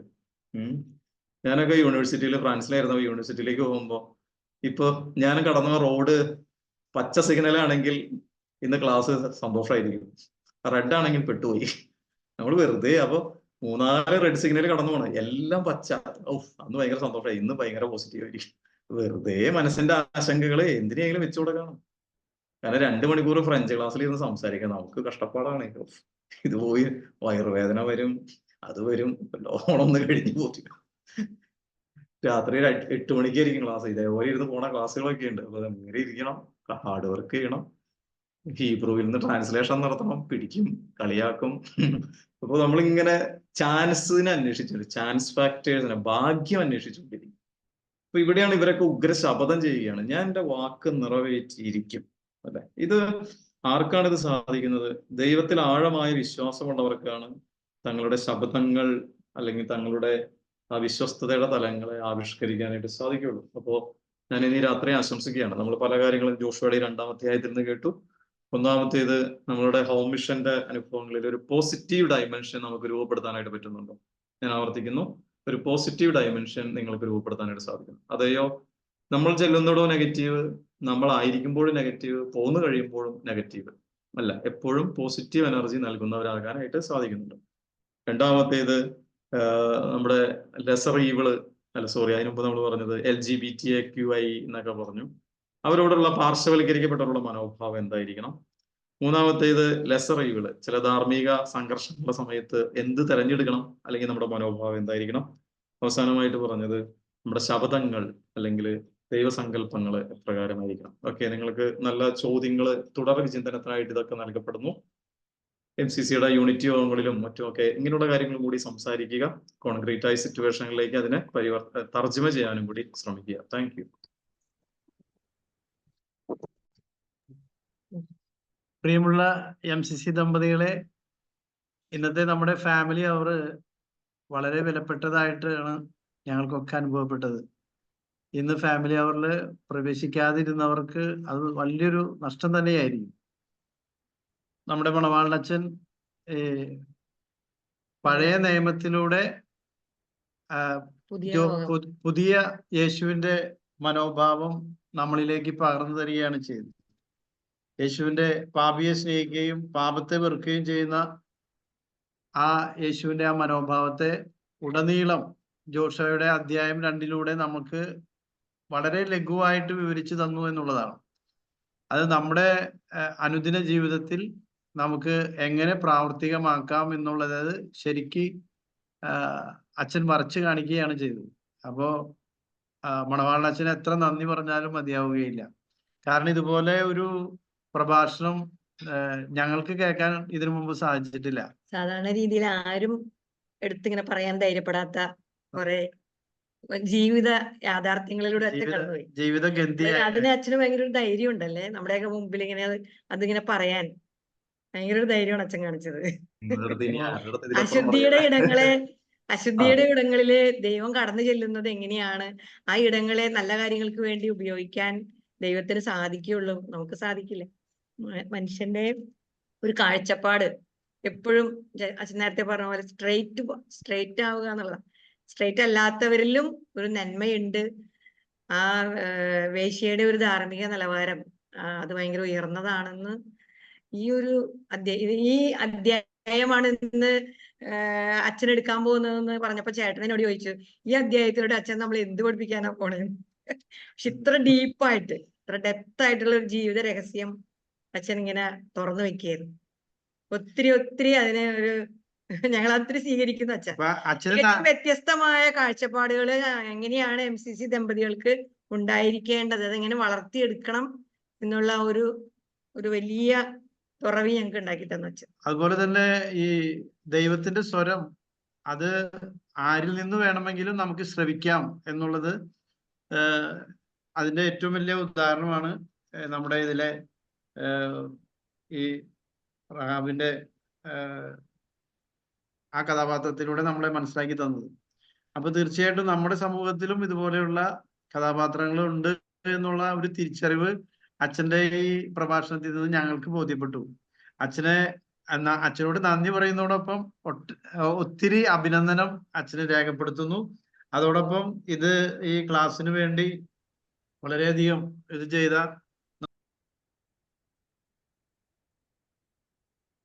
മ്യൂട്ടായി നിങ്ങളായിട്ട് ചേട്ടൻ മ്യൂട്ടായി, അൺമ്യൂട്ട് ചെയ്യും.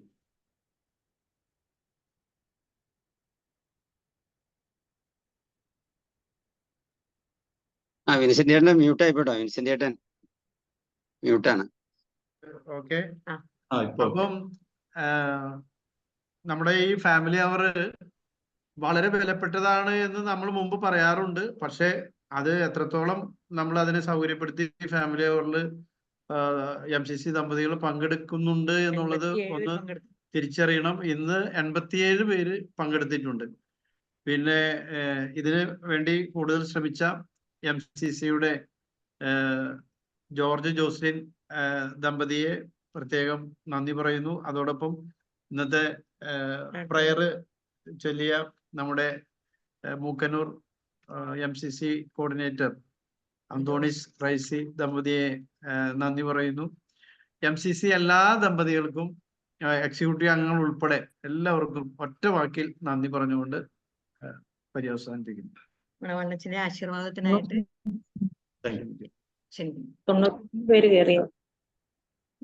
92 പേര് കയറിയിട്ടുണ്ട് മൊത്തം. ആശീർവാദം സ്വീകരിക്കാം. നമ്മുടെ ഹൃദയാശംസയുടെ കൃപയും പിതാവായ ദൈവത്തിന്റെ സ്നേഹം വിശുദ്ധാത്മാവിന്റെ സഹവാസം കൊടുത്തുണ്ടായിരിക്കട്ടെ, എപ്പോഴും എപ്പോഴും എന്നേക്കും. Thank you. God bless you. ഇത് പ്രോഗ്രാം കോർഡിനേറ്റ് ചെയ്ത വിൻസെന്റ് JC ദമ്പതികൾക്ക് പ്രത്യേകം നന്ദി പറയുന്നു. അച്ഛന് നന്ദി പറയുന്നു. നമുക്ക് 92 പേര് പങ്കെടുത്ത് വലിയൊരു അനുഭവമായി. എല്ലാവർക്കും പ്രത്യേകം നന്ദി പറയുന്നു. കാരണം